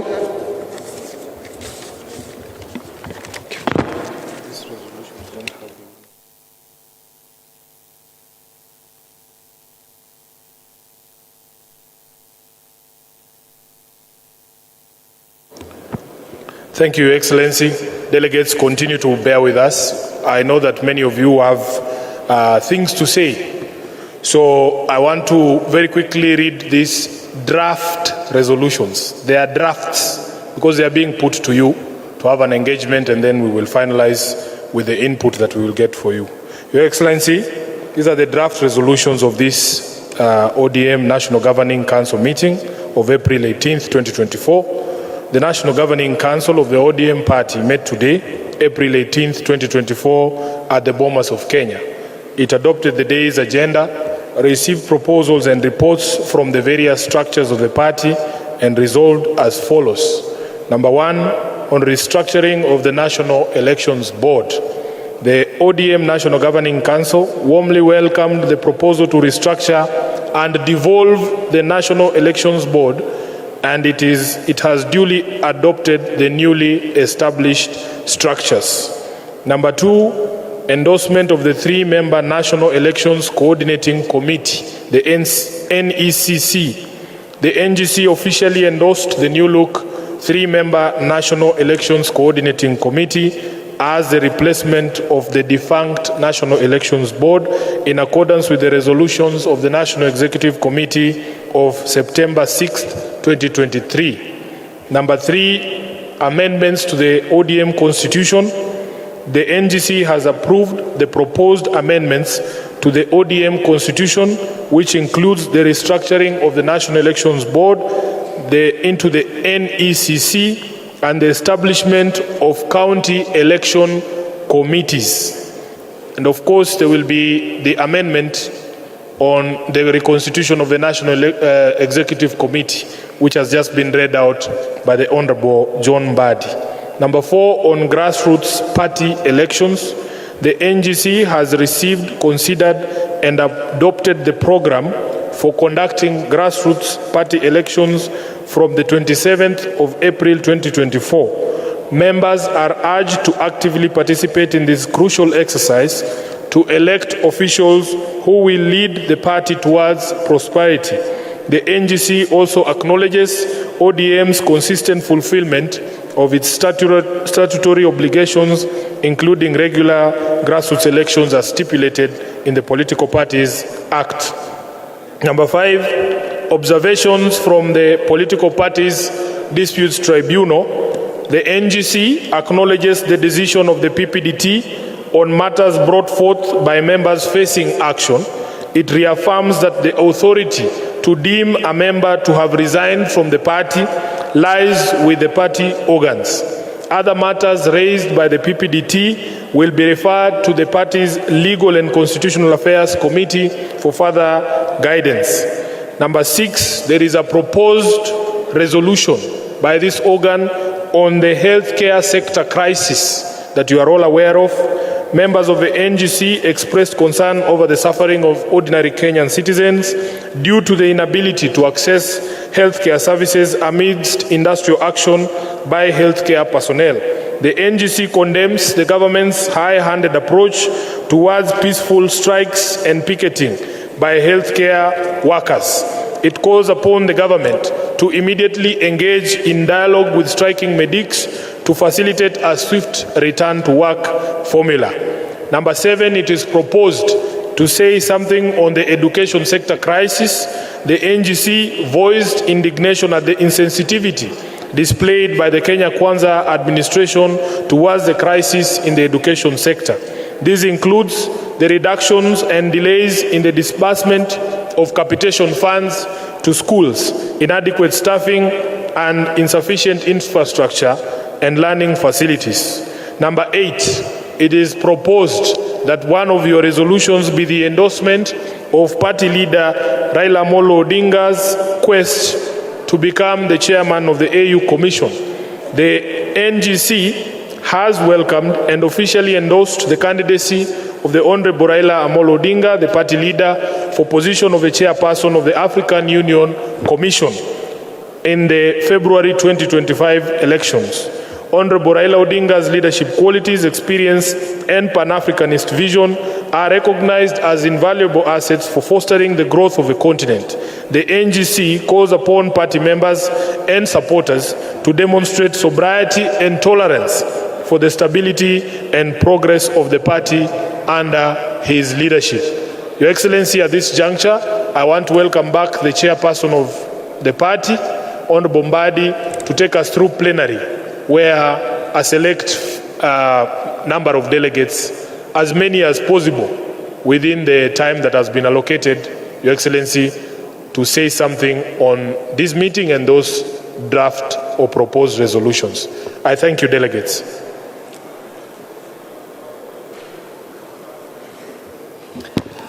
Thank you very much, SG. Let's give him another round of applause. Tafadhalini. ODM. ODM. Tuko tayari. ODM. Muko tayari kweli? Why is the NGC of ODM inakaa ni kama tuko kwa matanga? Ni njaa? Njaa gani bwana? Haijafika hata saba. Thank you. I will open the floor and I promise to give Honorable Delegate there. I can see that his hand is up. Is next to Abuka gets our. So let's do this. We can give about 5 speakers.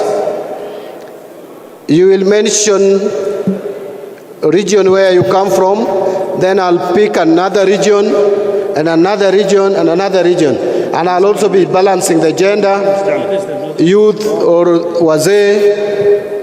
If I see anyone from our PW wing, I'll also include. Thank you. Yes, he's the one. Mimi naitwa Aden kutoka Wajia. And just as you proceed, Vice Chair of the Legal Committee, Judy Pareno, I think a number of questions will be directed at you, so just note them down, then I'll allow you to come back and respond quickly. Yes, go ahead.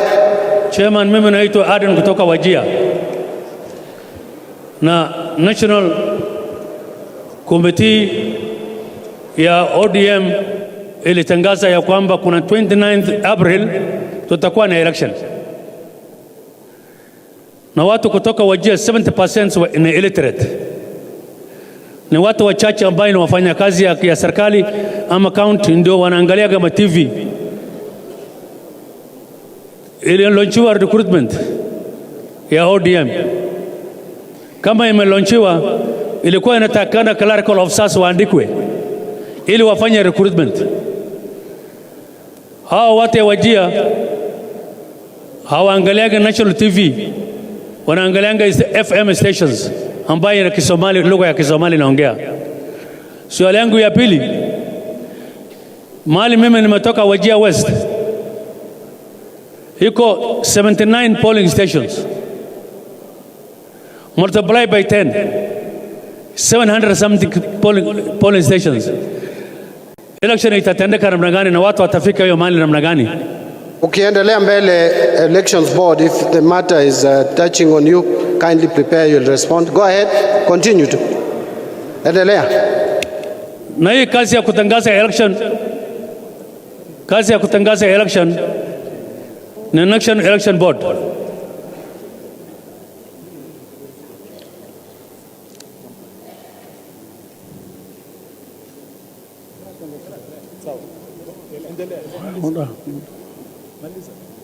Si anaongea.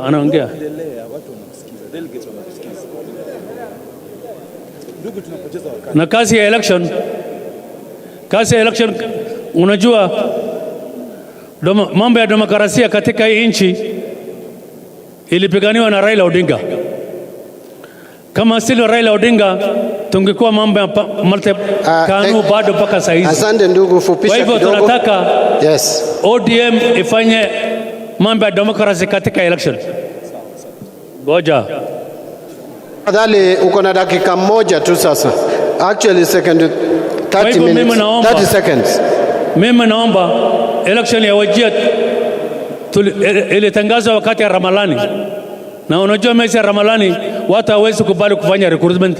Wanakataa, wanasema mwezi ya Ramadhani ni mwezi ya baraka ya Mwenyezi Mungu. Kwa hivyo mimi naomba election ya 29th ipospondiwe katika Wajia iwe mimi katika election. Uchaguzi ya tarehe 28 hiyo election ipospondiwe. Yairishwe. Hiyo ndiye maombi yako, si ndio? Asante ndugu. Mimi nimetoka ground, mimi najua ground iko nini. Si umemaliza? Asante sana. Hiyo tuta respond. Patia Suleha this side. I'll come to Narok. Chairman Narok, you will be next. So we have gone to the coast. I'll come to Rift Valley, Narok. Then kama kuna mtu kutoka Western, mkono juu, nitakupea nafasi. Zuleha. Thank you, Chairman. I just wanted to say, from what the previous delegate said, that in Kwale we are ready for our grassroots on the 27th of April, and we'd ask that there'd be no consideration for postponement. And then the point I'm rising on is the proposed changes to our constitution, especially the one about reducing our delegates at the polling stations to 30. I was asking maybe what informed the decision to do so, because the thinking of several of us here in the meeting, at least the ones we are sitting with and even back home, is that 77 officials, it should remain as 77 officials. So we are proposing that that resolution be deleted, because politics is about numbers. If we have 77 people at the polling station officials, if they just bring 1 or 2 people to the general election to vote for ODM candidates, we'll win all seats. Thank you. And this is the right opportunity, the political atmosphere, to expand our party rather than shrink it. Thank you. Thank you, Chair Narok County. Then the next one will be Kennedy Nyambega, who is from our PW wing. Delegates, viongozi wote, Kwa majina ni Kazaroho Torome, Chairman Narok County. Naomba kuuliza swali tatu hivi, Chairman. Mumesema nawende haraka tafadhali. Mmesema election. Pale mashinani kwanza mlisema registration haikuendelea Narok County. Ya pili, mkisema mnataka delegates ambaye mnachagua, unless kama mnataka kuchagua watu wa haraka ambaye ni malls, ambaye ikikaribia election wana defect kujiunga na wale watu. Mimi ningeomba ODM, kwa sababu ni demokrasia iko, tufanye kwa njia taratibu vizuri, watu watangaziwe vizuri, tufanye campaign mzuri ili tupate wale watu ambaye ni loyal kwa chama cha ODM wawezi nunulika. Lingine, naomba kama ingewezekana, kwa sababu mumereduce the number, ningeomba pia muweze kuangalia baada ya hii uchaguzi ikifanyika, wale chairmans watachaguliwa katika the 47 county, murudishe tena mtoe mlango ingine ambaye mtasema ya kwamba twende kama region. Ila region kama Rift Valley wanakutana, wanachagua one chairman ambaye atakuwa anasimama as the Rift Valley presenting, anasimamisha mambo ya Rift Valley. Kama ni Coast, anasimamisha mambo ya Coast. La mwisho, chair, naomba ya mwisho tu. Pia naomba wakati huu saa hii tuko na deni ya kila ofisi katika counties. Tukienda election tukiwa na deni, tumechafua jina ya ODM ama bado? Ningeomba hiyo mesa ipanguswe kwanza, alafu tuende election ikiwa kila kitu iko clean. Nasema asante. Asante sana. Kennedy Nyambega. Patia Kennedy Nyambega. Thank you very much. My name is Kennedy Nyambega, the PWD chair for Kisii County. Before I pose my question, I want to thank the committee and the legal team for actually moving with speed to ensure that there are amendments that have been done for the purposes of moving our party forward. And I also want to thank His Excellency the party leader, the Tinga, Honorable Raila Odinga, for considering the week, the PWD, of course the inclusivity in the decision making in the party ODM. Actually, this is the second to none party that does this. Now my questions are as follows. Question number one, in fact, we are not sleeping in our county. There is a lot of mayhem, there is a lot of threats, there is a lot of actually misunderstanding between the national and the ODM leaders in our country, especially for the governor, His Excellency Paul Simbarati. He's been targeted, atufanyi kazi, atuendi mahali, and the ODM party must come clear to actually support Simbarati, because yeye ni mchapa kazi and he's a vice chair. If the party will not give him any immunity, then we are dying. People from Kisii County, our leadership is dying in Kisii County. Thank you. The second thing, lastly, the leaders of ODM wameletewa maaskari, wanaletewa magari katika mageti zao ili wawe arrested without no charges. What is our party doing? And on disability, Honorable Chair, just because of my specialty. Thank you. I need only 20 seconds. Thank you. I'm requesting for inclusive. Your time is up. Only, I'm requesting for inclusivity. Kennedy, your time is up. Can I see from Western? Because we have had someone from the Northeastern region, Coast, Nyanza, Rift Valley, Western. Can I get only hands from Western? And I'm here in the middle. Is this from Western? Yes. Here at the middle. You guys of Mike, are you all too old to run? You look young, but you are so slow.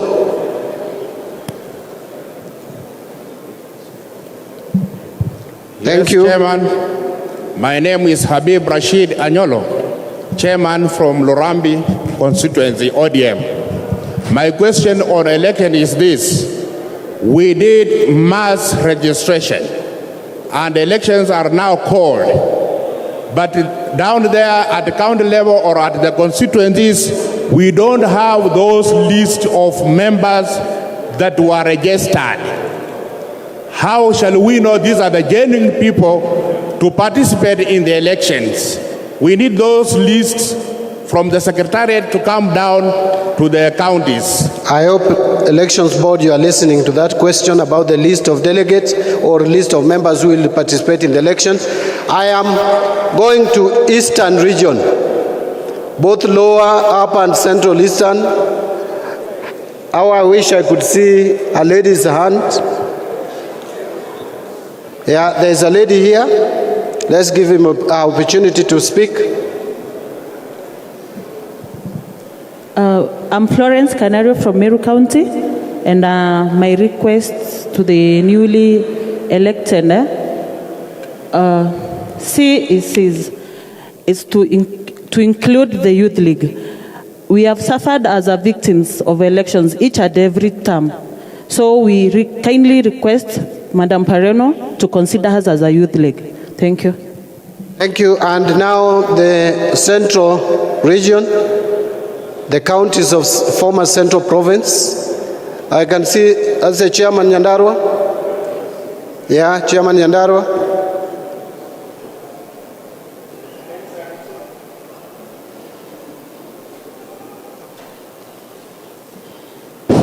My name is Dixon Manyara Mwangi, Chairman Nyandarua County. Mr. Chair, I'll be very brief. One is about communication from the Secretariat to the grassroots. I think we have a disconnection somewhere that needs to be improved. Because as chairs, we are the people connecting the National Secretariat to the grassroots. I think we should be involved in most of these decisions. Number two, there is the issue that our Secretary General touched about the low number of membership in our areas. We have seen these things being announced on the radio and TV that we are having programs for recruitment. But to be specific, some areas are not considered serious. So, Mr. Chair, we are asking and requesting the national office to plan for these areas to be empowered, to be visited by leaders, not necessarily the party leader. Everybody was here. And finally, I would like to support you, sir, when you talked about all ODM members to come together, rally behind our party leader, regardless of whichever seat you are fighting for or whatever position you aspire to occupy. Let us all be focused, united, and unite this party, whether Baba is within or is outside the country. Thank you. Thank you very much. Now, Nairobi. I want also someone from Nairobi. Nairobi, tafadhali. I want only hands from those who are coming from Nairobi.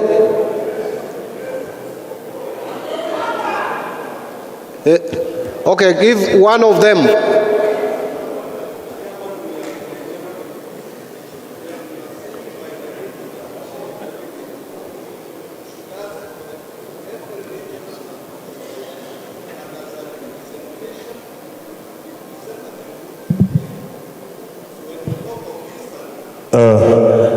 Thank you, Chairman. Let's hear from Nairobi. Nairobi, kuna shida mingi sana Nairobi, na hii shida tumeyaona mara kadhaa. Kwa hivyo tunaomba ya kwanza, usitupatie watu ambayo watatuchagulia watu ambayo kesho wana defect. Tumeona hii mara kadhaa, hata wakati wa MCS tumeyaona. Saa hii UDA wanapanga watu wake, wameogopa hata kufanya hiyo election, wanatupangia watu wengine ndani yetu. Hii lazima tuangalie, kwa maana Nairobi ndio wanakula hata tear gas mara kadhaa, na hatuwezi kula tear gas alafu wengine wanalala. Saa hizi wanapangwa ndani yetu. Hii lazima tuangalie sana. Kwa hivyo kama Nairobi, lazima party angalie mzuri. Asanteni. Thank you. Chair, Meru County. That's going to be the last one because I think I've covered almost all the regions. Chair Meru. My name is Moses Wamoro from Central Eastern. I'm also the Treasurer Cock. I have 3 issues. One goes to NEP. We have talked of erections. Now, I want to register that in our region, it's a bit complicated because it is infested with our enemies. And we propose that in those regions where we expect our enemies to infiltrate our offices, to adopt harmonization, that is filling the gaps and affecting the members. Otherwise, if you don't go that route, we'll have a serious problem. Number 2. Lastly. Number 2 is we also propose to have regional representation. We have seen, or we have heard, our Secretary General mention or give the rating of registration of members. I must admit our region has challenges. We feel we don't have a level playing ground. Since the date recruitment drive was announced, we have never had a serious recruitment in that area. And besides, we do not have any representation in any organ at the national level in the party or any elected member. So as a region, we feel it is the high time we have regional representation in the party organs. Finally, for the offices, we have a challenge, and I as the treasurer have a challenge. We have to look for a way if we have to succeed well in elections, because I'm receiving calls daily from chairs on the offices. Asante sana, Chair. Members, we have to end it there because some of the delegates are even traveling back. So let us, I think we have heard you. We have listened to a number of your contributions. I will invite 2 of our officials to come forward and quickly address some of the issues raised. I think largely they were touching on elections and the amendment to the Constitution. I will only say one thing or address one issue: reduction of the number of delegates or officials to be elected at the polling stations from the current about 57 to 30. This is a matter that both the Central Committee and the National Executive Committee considered at length. We weighed the viability, we looked at the efficiency. Yes, we have been having those 57 members, but how efficient and effective have they been in terms of managing party affairs? And again, like we had 20, provision for 20 persons living with disabilities from every polling station. The question we were asking, is it really practical that all our polling stations across the country have, you can find 20 people living with disabilities? There are some places you can find them, some areas you can't even find them.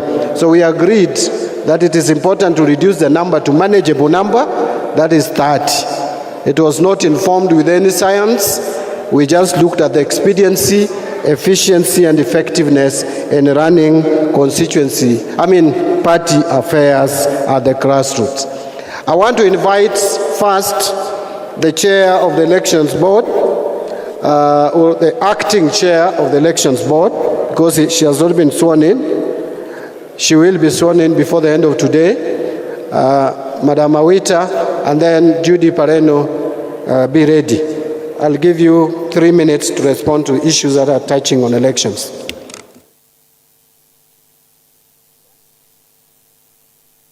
party leader, the two party leaders, all delegates seated here.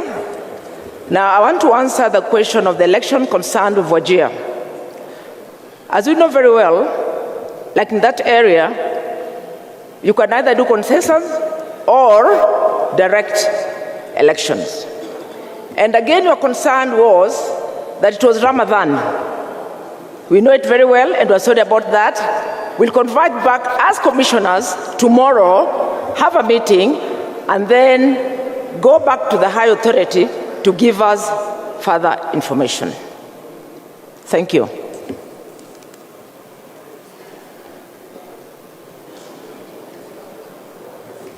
Thank you, Madam Judy Pareno.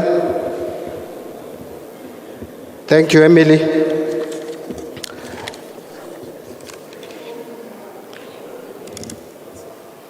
As Pareno comes out, I think Emily has something to add. Yeah, the part of the register, we are printing them, and actually we are going to give all the coordinators that will start working from next week, and they'll bring them to all the polling stations. So that one is taken care of. Thank you.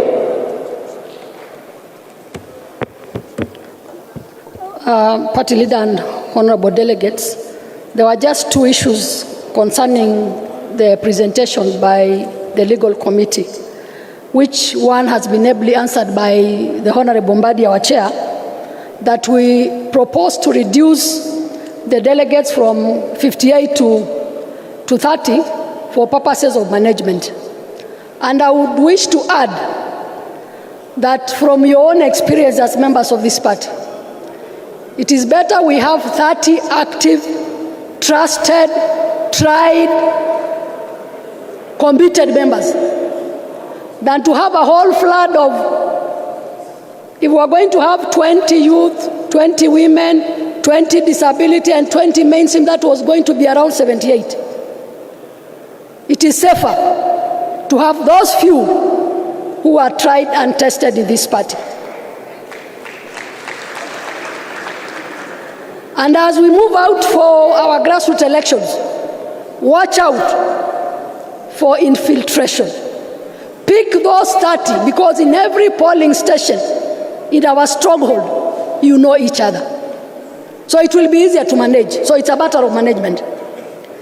Then there was an issue of the Youth League. Thank you so much for raising that issue. But we have addressed it in all our regulations and the Constitution.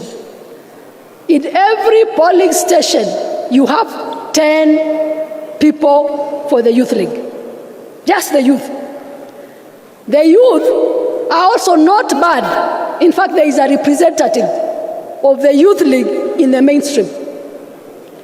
The youth are still part of the Women League. Nothing stops the young people joining the Women League. So you are covered. So just look at our proposed rules and regulations, and you'll be able to find your space as the young people for this party. Thank you. Let's give her again, both of them, a round of applause again, honorable delegates.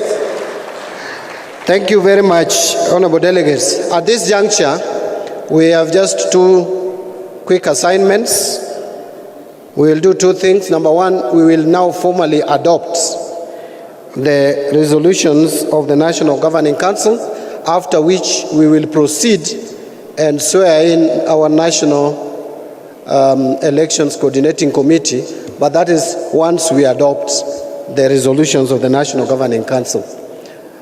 So I will again invite on stage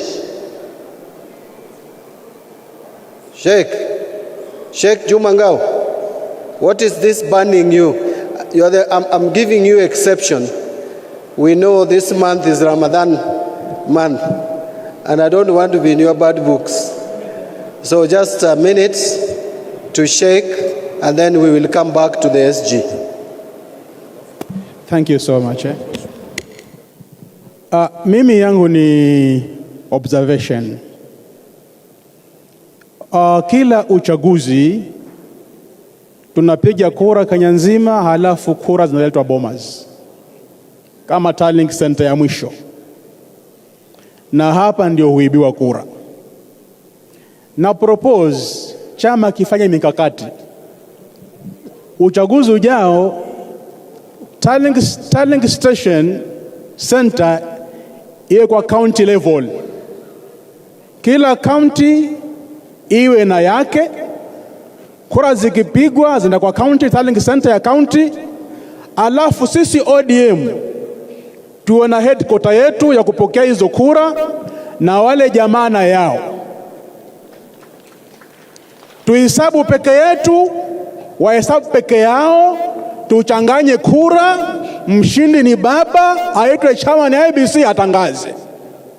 Lakini mambo ya kuja hapa kura zote ziende kwa Kamago kwanza, halafu zirudi hapa, ndio tunamaliziwa hapa. Hii mambo ya Bomas ife kabisa, isiweko hii. Manake wizi wote ni hapa Bomas.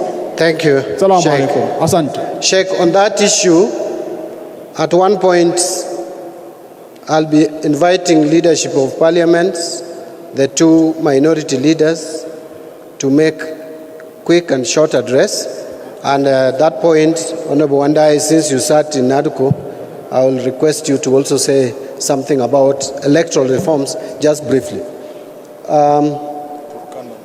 I'm reminded that there is someone, Turkana has not been represented, the northern parts of the Rift Valley. But after that, let's keep it there. Because again, if we reopen it up too much, we may be here up to tomorrow. Thank you, Chair and Patron, our party leader. I'm representing Turkana County. We have two members of parliament. I'm Dr. Rico John Amoit, member of parliament for Turkana South. Here we have two concerns in Turkana County. The governor for Turkana County, who was elected under ODM ticket, has gone rogue against the party that made him to be the governor of Turkana. And this can be evidence when Baba visited Turkana County during Tobonglore, and a number of public barasas where he has denounced the ODM party. But unfortunately, when I heard the members of parliament or elected members that have been victimized as when they went against their party policies or guidelines, the governor for Turkana County was not mentioned. So it is disheartening, it is sickening us, it is demoralizing the members of ODM from Turkana County. So the second thing is that we need to have structures, ODM structures right from the village level to the county level with respect to counties. But unfortunately, the party leaders which are representing those particular counties are not aggressive. Once they are elected, they consider their own interests. They consider their own interests. So there is need to have good leaders in this particular engagement of the party. Otherwise, we may end up getting leaders who want to benefit themselves at the expense of the party. Thank you, Mheshimiwa. Honorable Aliko, MP for Turkana South. I just want to respond by saying that the report of the Secretary General covered those disciplinary cases which have been concluded by the party, and that is the report you have. But there are so many other active cases touching on various regions of this country. Some are still with the office of the chairman, and some are with the disciplinary committee. So all those issues that you have raised, especially regarding the governor to Turkana County, is very much alive and is with us for proper processing. Honorable members, now where we are, I would request that we formally adopt the resolutions of the National Governing Council. We will be taken through this process stage by the Secretary General, then I'll come back later. Thank you. Senator Sifun. I've been reminded, on this issue of reduction of members from 58 to 30 or 60 to 30 at the polling stations, I would want to put it to a vote. Those who are supporting that the number be reduced from 60 to 30 at the polling station, say aye. Those who are supporting that we retain it at 60, say nay. The ayes have it. So the number is reduced to 30 per polling station. Adopted. Thank you, Excellency. Very quickly, now that those matters have been resolved, I would very much want to read the final resolutions for your adoption. The National Governing Council of the ODM Party met today, April 18th, 2024, at the Bomas of Kenya. It adopted the day's agenda, received proposals and reports from various structures of the party, and resolved as follows. Number one, on restructuring of the National Elections Board, the ODM National Governing Council welcomed the proposal to restructure and devolve the National Elections Board, and it has duly adopted the newly established structures. Number two, endorsement of the 3-member National Elections Coordinating Committee. The NGC officially endorsed the new look 3-member National Elections Coordinating Committee as the replacement of the National Elections Board, in accordance with the resolutions of the National Executive Committee dated September 6, 2023. Number three, amendments to the ODM Constitution. The NGC has approved the proposed amendments to the ODM Constitution, which includes the restructuring of NEP to NECC and the establishment of county elections committees. Number four, on grassroots party elections, the NGC has received, considered and adopted the program for conducting grassroots party elections starting April 27, 2024. Members are urged to actively participate in this crucial exercise to elect officials who will lead the party towards prosperity. The NGC also acknowledges ODM's consistent fulfillment of statutory obligations, including regular grassroots elections as stipulated by the Political Parties Act. Number five, observations from the Political Parties Disputes Tribunal. The NGC acknowledges the decisions of the PPDT on matters brought forth by members facing disciplinary action. It reaffirms that the authority to deem a member to have resigned from the party lies with the party organs. Other matters raised by the PPDT will be referred to the party's Legal and Constitutional Affairs Committee for further guidance. On the healthcare sector crisis, members of the NGC expressed concern over the suffering of Kenyan citizens due to the inability to access healthcare services amidst industrial action by healthcare personnel.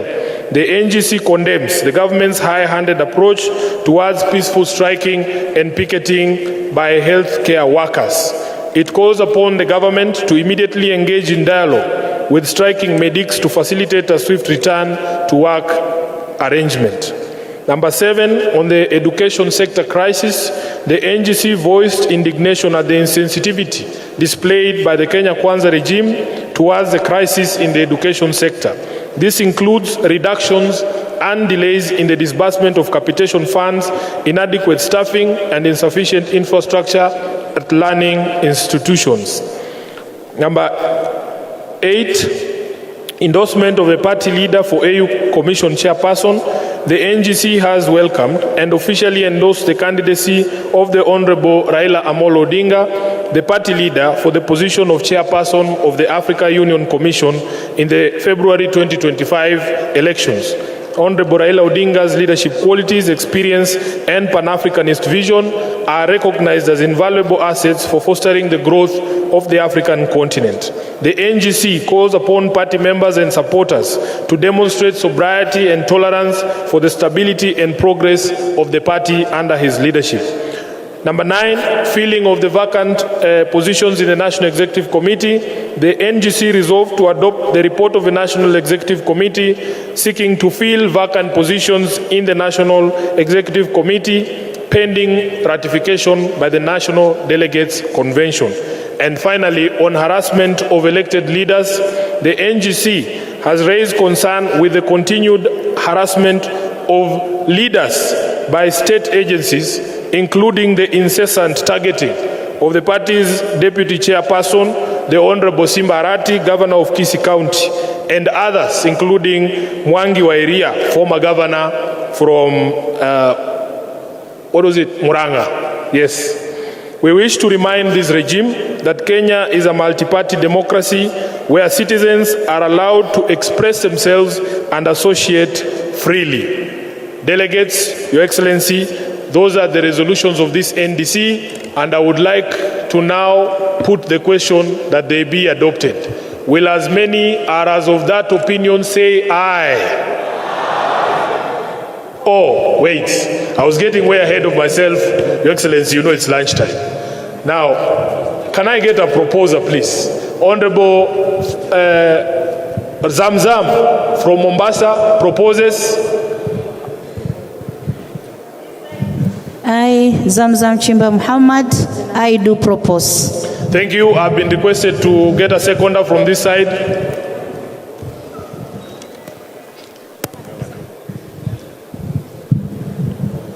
I, Ochilo Mbogo Ayako George, do hereby second. Thank you very much. Seconded by the Governor of Migori, Honorable Ochilo Ayako. Can I now put the question? Will as many as of that opinion say aye? Will as many as of the contrary opinion say nay? The ayes have it. Chairman.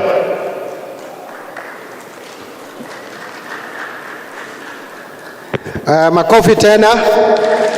Thank you very much. Now we are moving to the next item. We want to officially now swear in, having adopted the changes and amendments to the Constitution. We are today officially reconstituting or constituting we are constituting the National Elections Coordinating Committee. And I will invite a Commissioner of Oath, Lawyer Awele. I'm told he even has his stamp around, and he has the regalia. I can see he's well dressed. So I will call upon the three members of our National Elections Board, Coordinating Committee, to come forward, led by first Honorable Emily Awita, Chairperson. Number two, Richard Tairo. Number three, Mrs. Beatrice Askul. And of course, the spread of the three members is clear. Emily Awita is from Siaya County, Richard Tairo, Taita Taveta County, and Beatrice Askul from Turkana County. Thank you.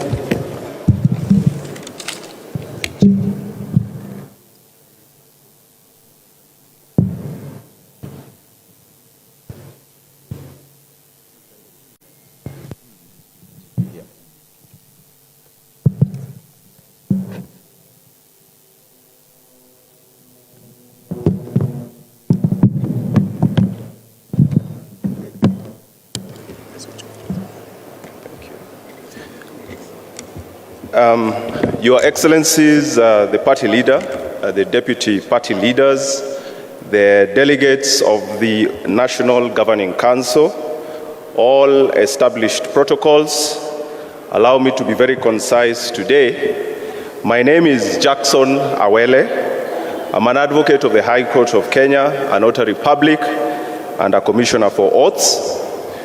Under Article 89 of the Constitution of the ODM party, it is provided as follows. Any person elected and or appointed to any office established under this Constitution shall assume office immediately upon being sworn into office in the form prescribed in Schedule 8 hereto. My responsibility here today, therefore, is to oversee and ensure compliance with this requirement by the new nominees to the office of the National Elections Coordinating Committee. Without further ado, therefore, I will invite the nominees to please take your positions, starting with member Mrs. Beatrice Askul.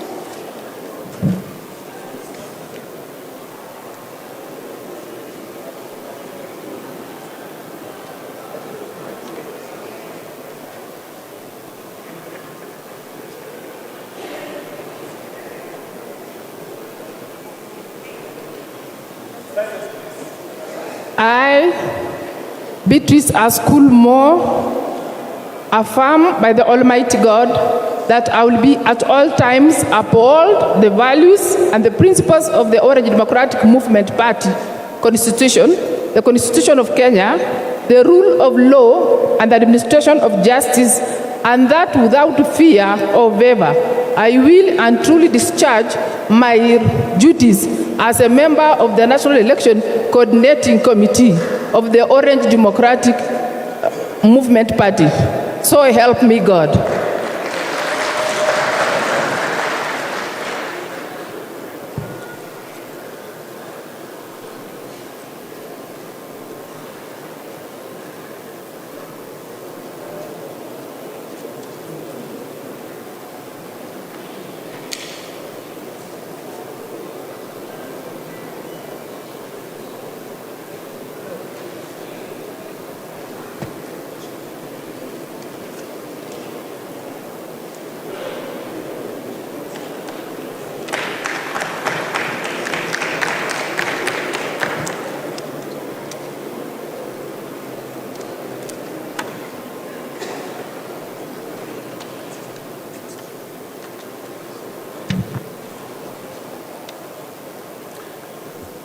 Allow me now to invite second on stage, Mr. Richard Tairo.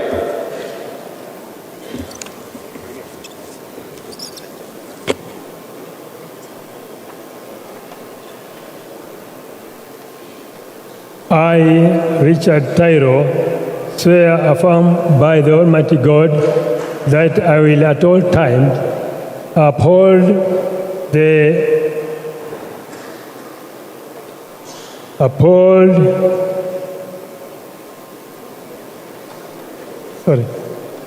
the values and principles of the Orange Democratic Movement Party Constitution, the Constitution of Kenya, the rule of the law and the administration of justice, and that without fear or favor, I will and truly discharge my duties as a member of the National Elections Coordinating Committee of the Orange Democratic Movement Party.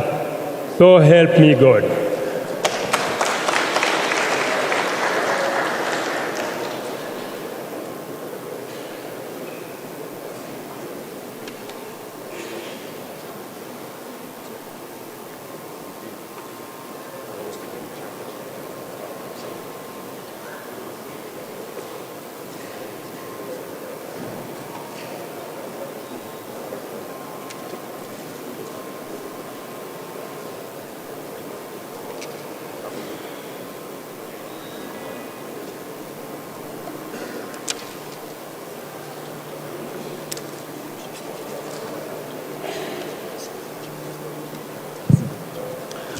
Finally, honorable delegates, the chairperson nominee, Honorable Emily Awita.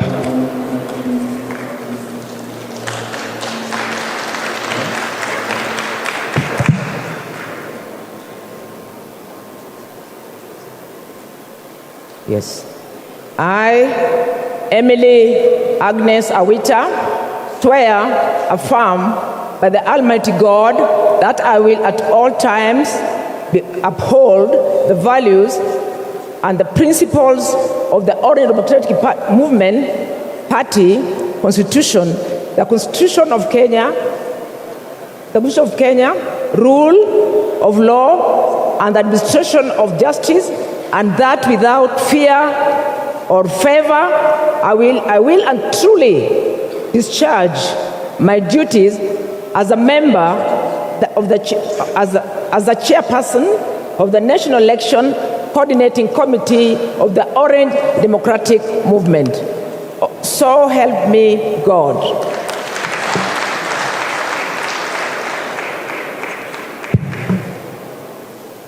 Tuwapigie makofi. Sasa kutoka hapa tutahitaji photo session kidogo na party lead.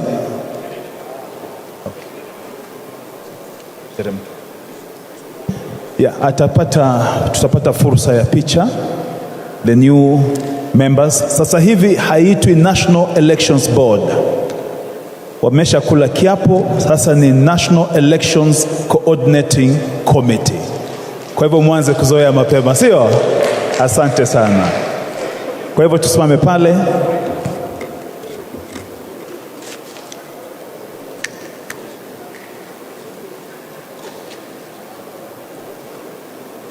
Aya, njooni hapa tafadhali.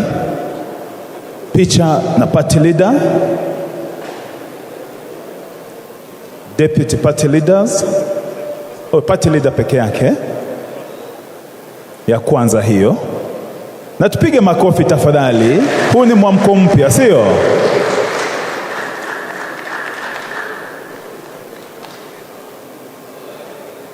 Wapiga picha wa kamera za still tafadhali msiwazuie wale wengine wa nyuma. Tuwasalimie tafadhali, tusalimieni party leader tafadhali. Hongera kwa kazi na natakia kila laheri. Deputy party leader sasa wajiunge, Mheshimiwa Joho na Mheshimiwa Oparanya.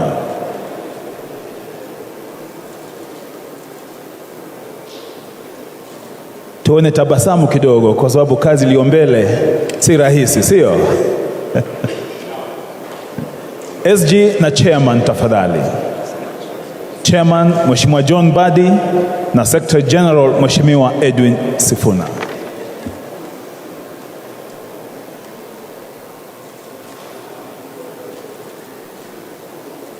Natumai hiyo ndio itakuwa ya mwisho. Asante sana. Tuwapige makofi tena.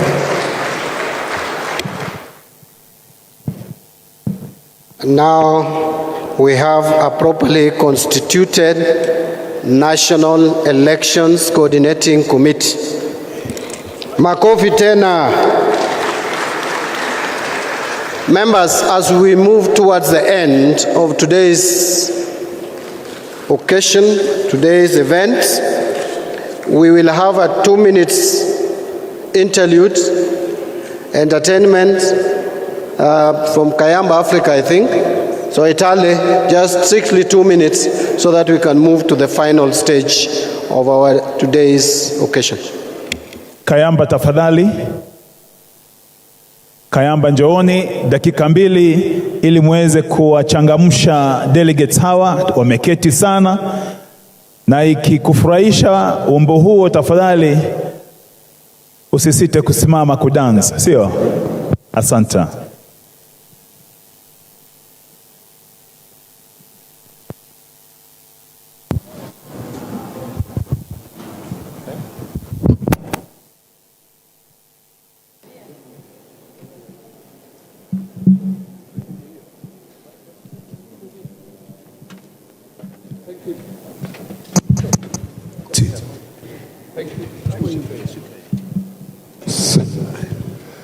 Thank you. Delegates, ODM, oye! Hiyo nguvu imeisha. ODM, oye! With all due respect, ladies and gentlemen, allow me, I request all of you just to be upstanding.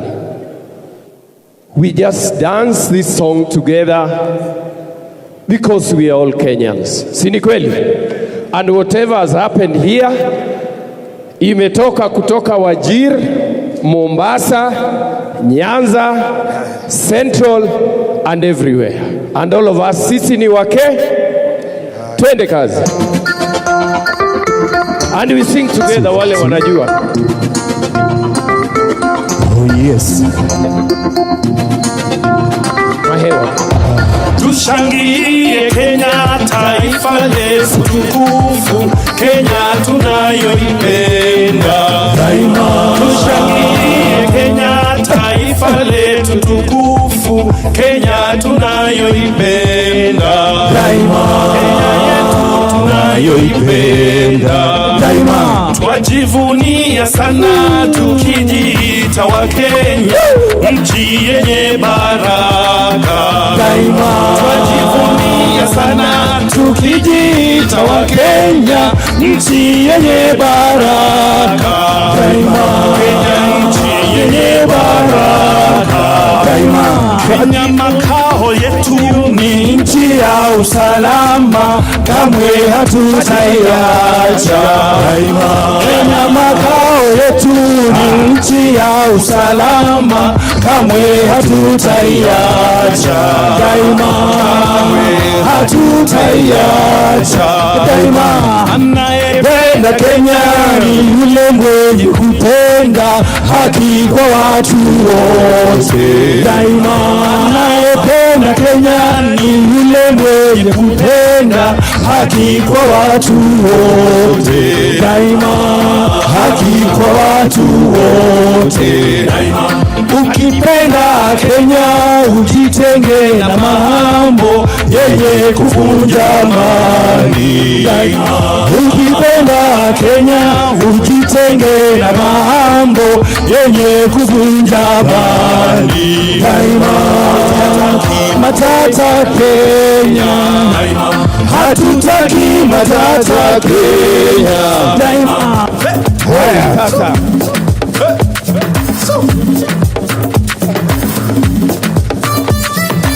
bandera juu, kila mmoja, bandera juu, bandera. Kenya kipenzi chetu, can we wave the flag of ODM tafadhali? Kama uko na flag, can you wave the flag? Hatutaiacha milele na milele. Kenya kipenzi chetu, nchi yenye upendo. Can you wave the flag, ladies and gentlemen? Wave them in the air. Kenya kipenzi chetu, hatutaiacha milele na milele. Kenya kipenzi chetu, hatutaiacha milele na milele. Mama yangu, wanani baba yangu, tutumikie daima na milele. Kenya kipenzi chetu, hatutaiacha milele na milele.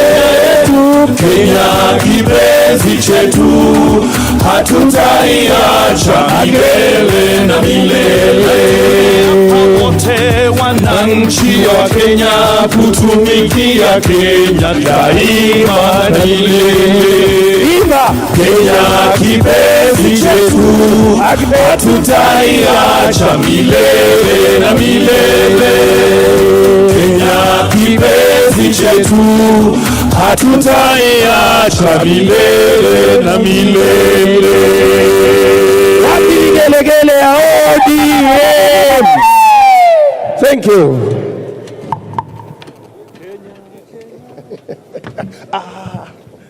Asante sana, tuwapigie Kayamba makofi. Natumai tumenengua kidogo, tumesombogoleka. Sasa ni wakati ambapo chairman wetu akiregea hapa juu, tutaingia kipindi kingine. We are getting into another chapter. Sasa ni ya speeches, and the chairman is going to lead us through this session. Tafadhali chukue viti vyetu tafadhali. Honorable delegates, let's take our seats. Let's take our seats, tafadhali. Tafadhalini, let's take our seats. Tutasalimiana tukimaliza. As we go for lunch, we'll have time to greet each other and shake hands and try to know what has been happening with each other.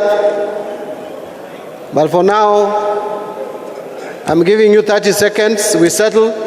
Those who are still upstanding, kindly sit. Thank you. Now, at this point, we are going to give a few of our leaders a minute or two to make some quick remarks.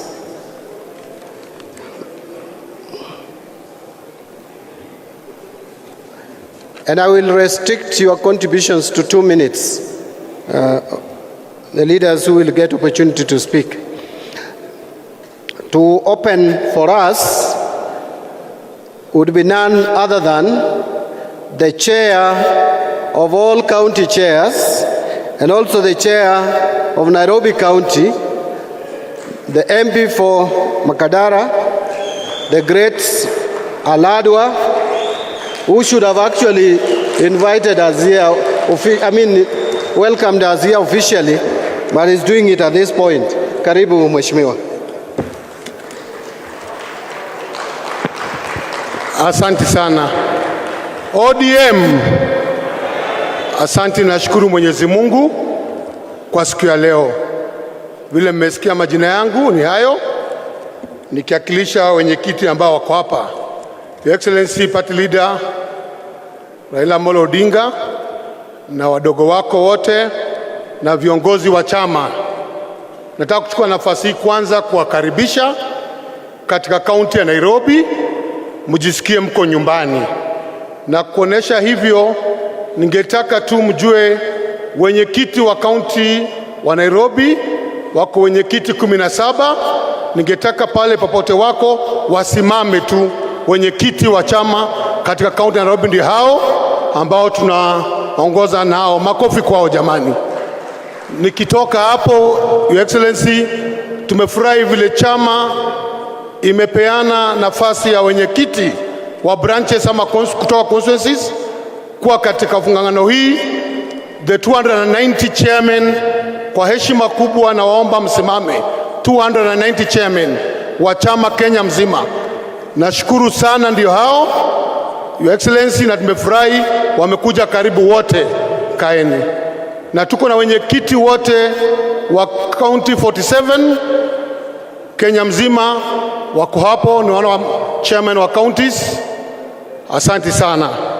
So yangu itakuwa machache, Your Excellency, kwa sababu hii ni kongamano ambao ni ya kipekee katika Kenya mzima, katika chama chetu cha ODM. Mimi ningeliomba kwa nafasi hii, Your Excellency, nataka kuombea kwa wale magavana wetu. Naona tuko na magovernors 15 wa ODM. Na ningelipenda sana kwa heshima wale magavana wote wako hapa. Kuna watu wetu, structure zetu za chama katika kaunti zenyu.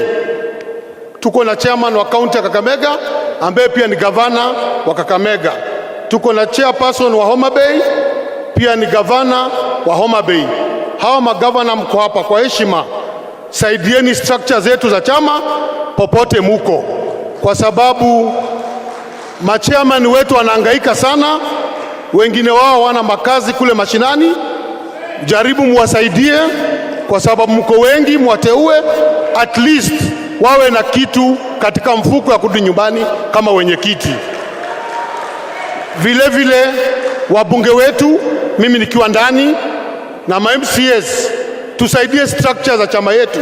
Mmesikia kwa sasa hawana pesa. So tungeliomba wale viongozi wabunge mmechaguliwa, mfanye na structure za chama ili chama iweze kupata nguvu mashinani. So ningetaka machairman wote wale mnahusika katika kaunti zenyu na magavana wenyu na ODM, tafadhalini tutoe tofauti zetu, tuwasaidie na tusaidie chama yetu mashinani. Ya pili na ya mwisho, Your Excellency, tunakuunga mkono kwa dhati kwa niaba ya machairman wote kwa unapoomba kiti ya AU. Sisi tunakusupport 100%. Na ningetaka kuonesha kwa heshima kwa machairman tu, tupatie our party leader kama mnakubali. Mnakubali? Ya, tunaunga mkono kabisa 100%. Na sisi tungasema, Your Excellency, venye utasema kwa chama ndio sisi tutafuata.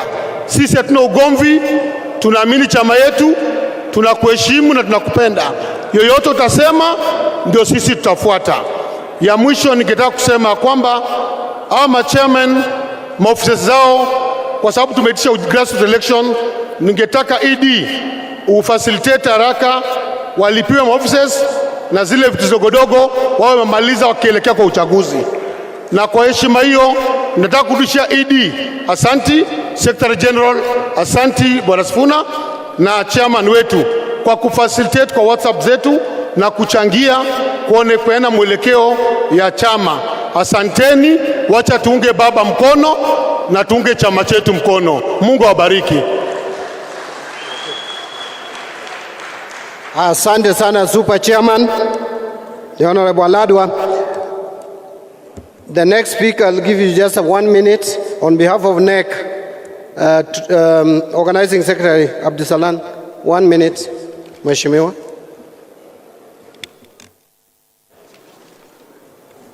Ladies and gentlemen, I think I have no much issues to raise. However, considering the fact that I deal with issues of branch coordination and networking, I want to take this opportunity to thank you all from the different areas you come from and how you have been cooperative. Special thank goes to members, to chairs of County Coordination Committee. Your Excellency, it is the 5th time, despite the budgetary constraint, that our chairpersons have come to Nairobi to participate in different activities. And that's a clear indication that the party is growing. And of course, this is in line with our today's theme, which is our diversity, our strength, and finally, one orange. Secondly, we want to make special requests to elected leaders, be it at county level, members of parliament, or at the world level. Please, whatever we have been doing going round in regards to mass registration was only to support your activities. We want to request you to carry out mass registration. It is the only way the party can grow. And finally, we want to give you assurance that the elections ongoing will be taking care of issues of fidelity, issues of honesty, and issues of integrity, because that is the major concern of many of you. And my office will be closely working with the National Elections Board to make sure that we have successful elections. Thank you, and God bless you. Thank you, Mheshimiwa. And on behalf of our Disability League, I would want to ask or request the President of the Disability League, Kakiri, to come forward and address us in 2 minutes.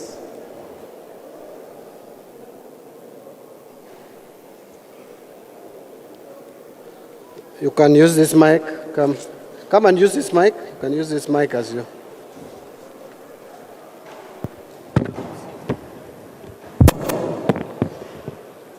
ODM.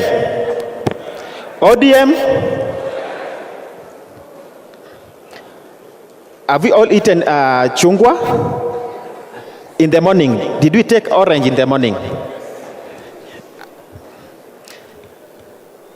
To our party leader, thank you very much for giving us this opportunity to work together with the party for all this time.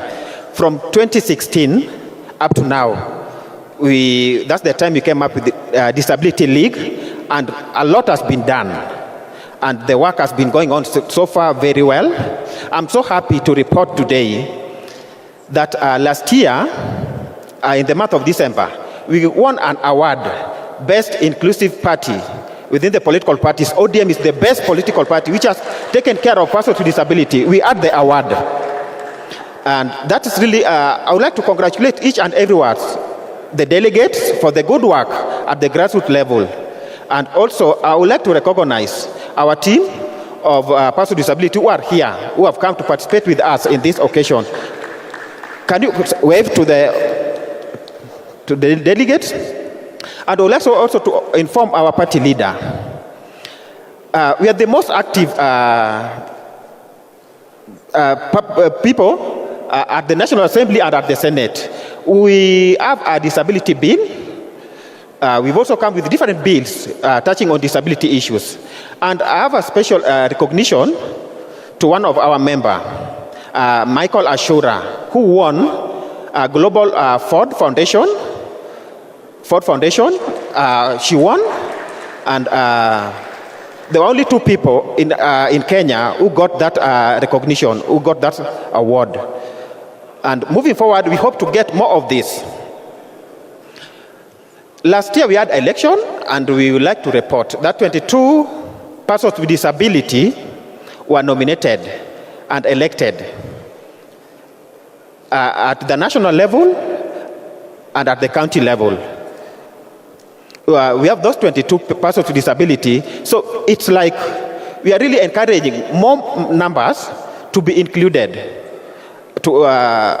We are the best party so far because the other political parties have not done what we are doing.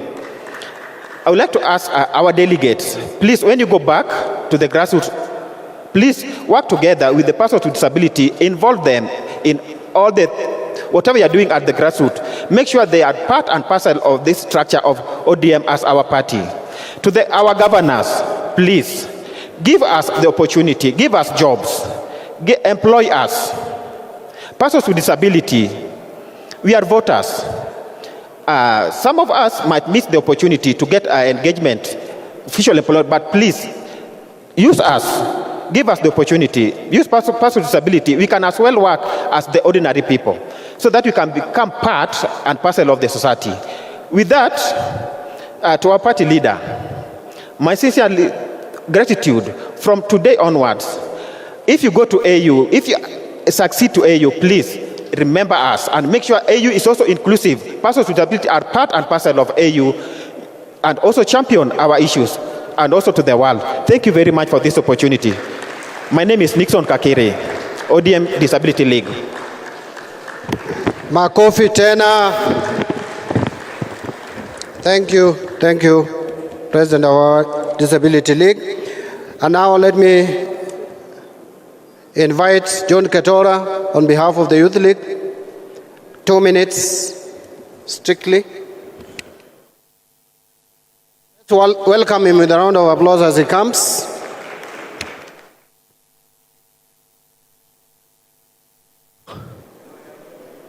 Hello.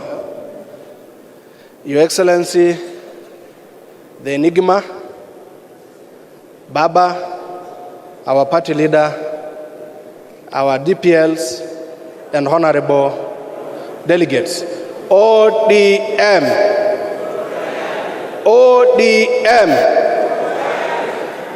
Your Excellency, I'm going to be very brief. And I just want my team of the ODM Youth League to stand for recognition.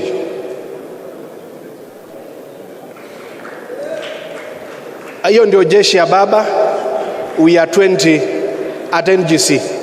I want to have my Secretary General, Eric Opani, just to stand forward. Just stand there. You see, Your Excellency, we have been taught of loyalty, fidelity, faithfulness to this party. I guess personally as Ole Ketora, I have demonstrated that. Kweli ama si kweli? Si munipigia makofi. Now, Your Excellency, as a youth of this party, we have gone through a lot of attack, especially from this government. They have come with money, wamejaribu vijana wetu kuwanunua kila pahali. I want to have called my Secretary General here. This is Eric Opani. This young man, they tried to lure him. Aingie kwa hiyo serikali yao, aende Luo Nyanza, akoroge vijana wetu. But this young man had stood firm and had stood the test of time. Hawaja mununua. So, Your Excellency, my Governor Ochilo, this young man comes from your county. Leo nataka umkaribishe kabisa, umweke ndani ya serikali yako, kwa sababu he has demonstrated that indeed he has stood firm. Thank you, Kiongozi Eric. Your Excellency, tunataka kusema kama vijana wa chama, hatutaimbishwa na kitu chochote. We may not be having jobs. Our economy might be hitting us so hard, but we have committed ourselves, right from my neck, right from the time elections were done up to now, that's general election. how vijana, the 20 of them have stood firm. At the county level, our chairmen have stood firm except 2 or 3, and those positions were replaced. Our constituency branch chairs, they have stood firm. Our ward chairs have also stood firm. So we have a very strong machinery, jeshi ya baba ambao wameamua watasimamisha hii chama. And I want to urge our chairman, our mainstream chairman, kwa sababu grassroots inakuja. Tafadhali vijana wangu, wala ambao watakuwa wanataka hizo viti zenu, msiwazuie. Wakiwashinda, mwakubali. Ama si hivyo. Ya mwisho, Your Excellency, sisi kama vijana wako, tunakuombea mema, na tunajua Mungu ameshajibu hayo maombi. You are going to the AU, you are going to get that seat. Mungu ameshajibu hayo maombi. Because you have done so much to this country, you have done so much to this continent, you have done so much for the world. And this is your time for you to be celebrated. This is your time for you to be honored. Mchana kabisa. They thought you could be humiliated in this auditorium in the last general election. But God has worked with you and He has opened for you that great door. Na mimi naomba wanachama chetu tusimame na baba wetu, kwa sababu najua akiingia huko, it is ODM that has grown stronger. Si ni kweli? It is ODM that has grown stronger.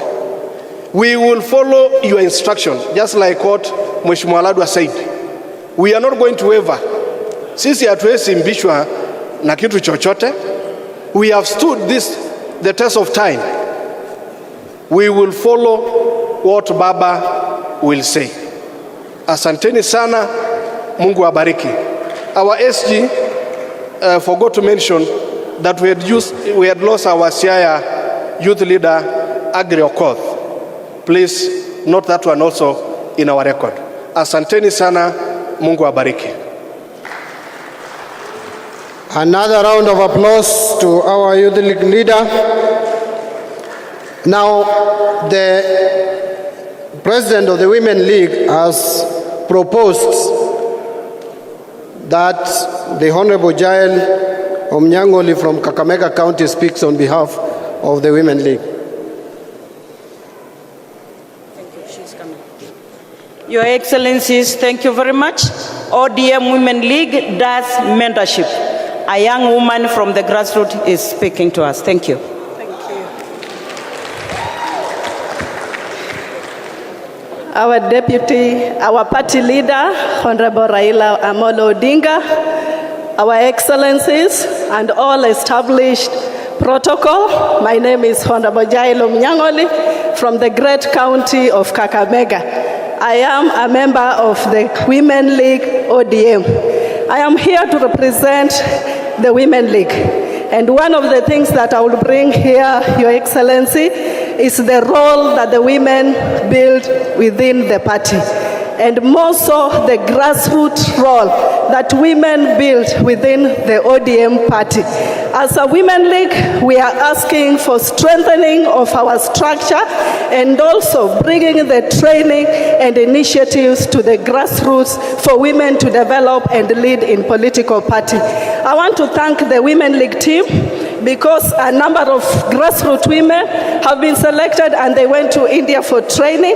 I was one of them, and we build our capacity so that when we come back to the grassroots, we are in the forefront in doing recruitment of the ODM members and also in vying for positions within the ODM structure. The other thing I want to thank the ODM leadership is opportunity for women to be entrenched within the structure and also within the governance of the party's that lead us in our grassroots. Secondly, or lastly, I want to thank all members of the Women League for turning up in numbers, and also to assure the party leader and our leadership that women are the most stable members of the ODM party, and I ask you to bank on them to do the recruitment of the party and give them resources.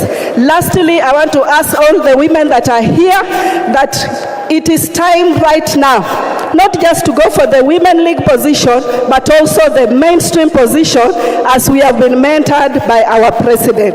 Thank you so much. Thank you, Mheshimiwa, on behalf of the Women League.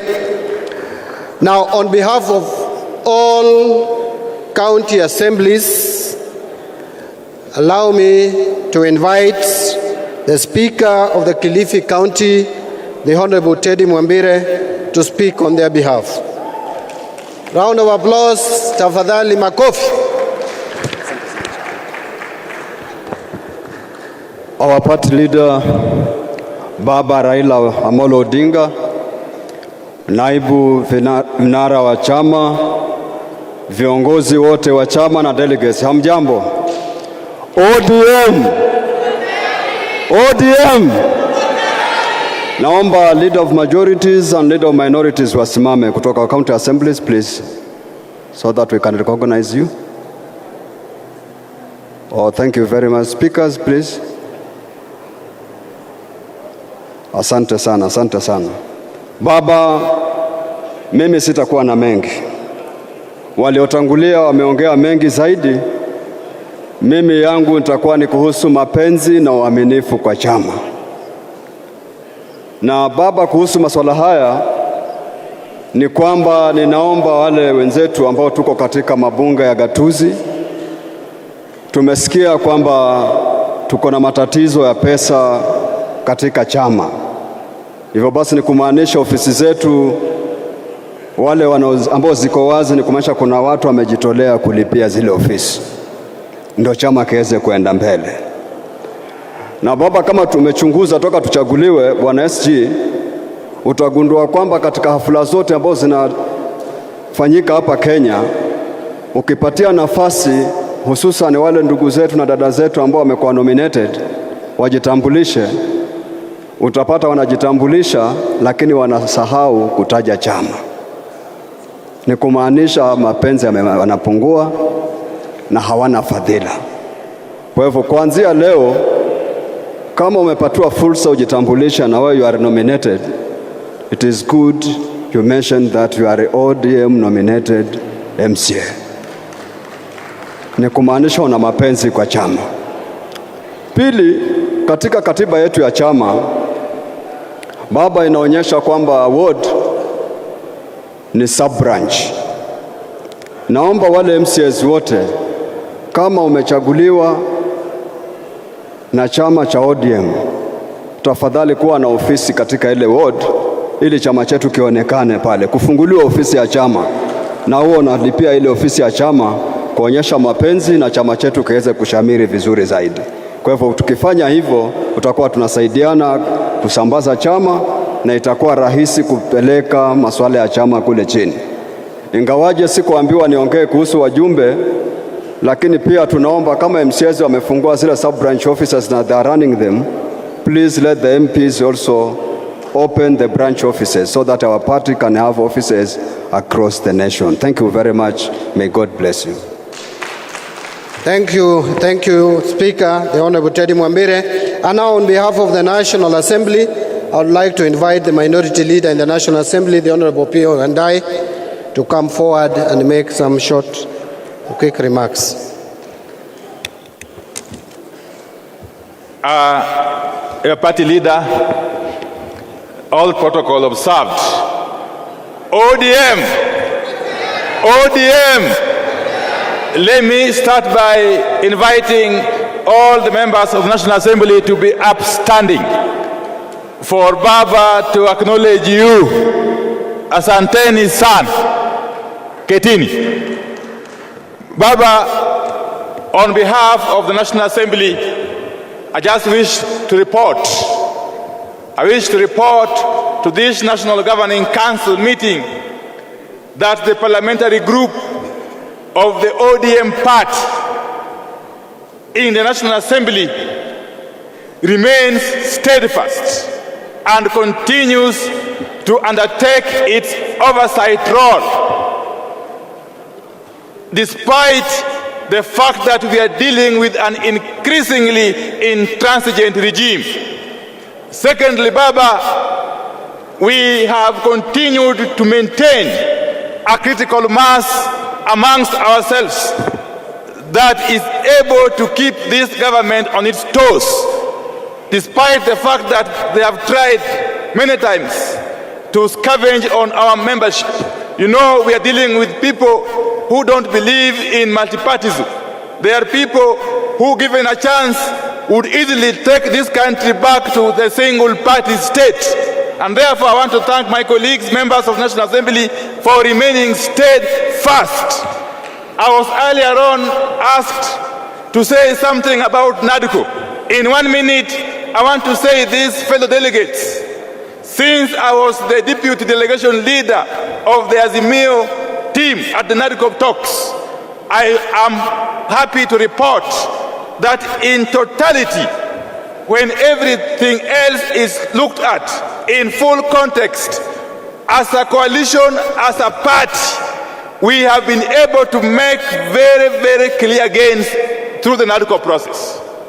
And as we speak, we are focused in ensuring that we implement the NADCO report, and especially or particularly the passage or the processing of the bills that have emanated from the NADCO process. These are 8 bills to do with the statutes and 1 bill that is dealing with all proposed amendments to the Constitution. And in summary, fellow delegates, we have been able to push for the reconstitution of the IBC selection panel to be able to represent all interest groups, all key stakeholders, including ODM as part of Azimio. We have also been able to push through amendments to the Political Parties Act to ensure that we do away, we disband the office of the political parties, office of the director of political parties, and in its place establish an independent commission that will draw its membership from the 2 coalitions.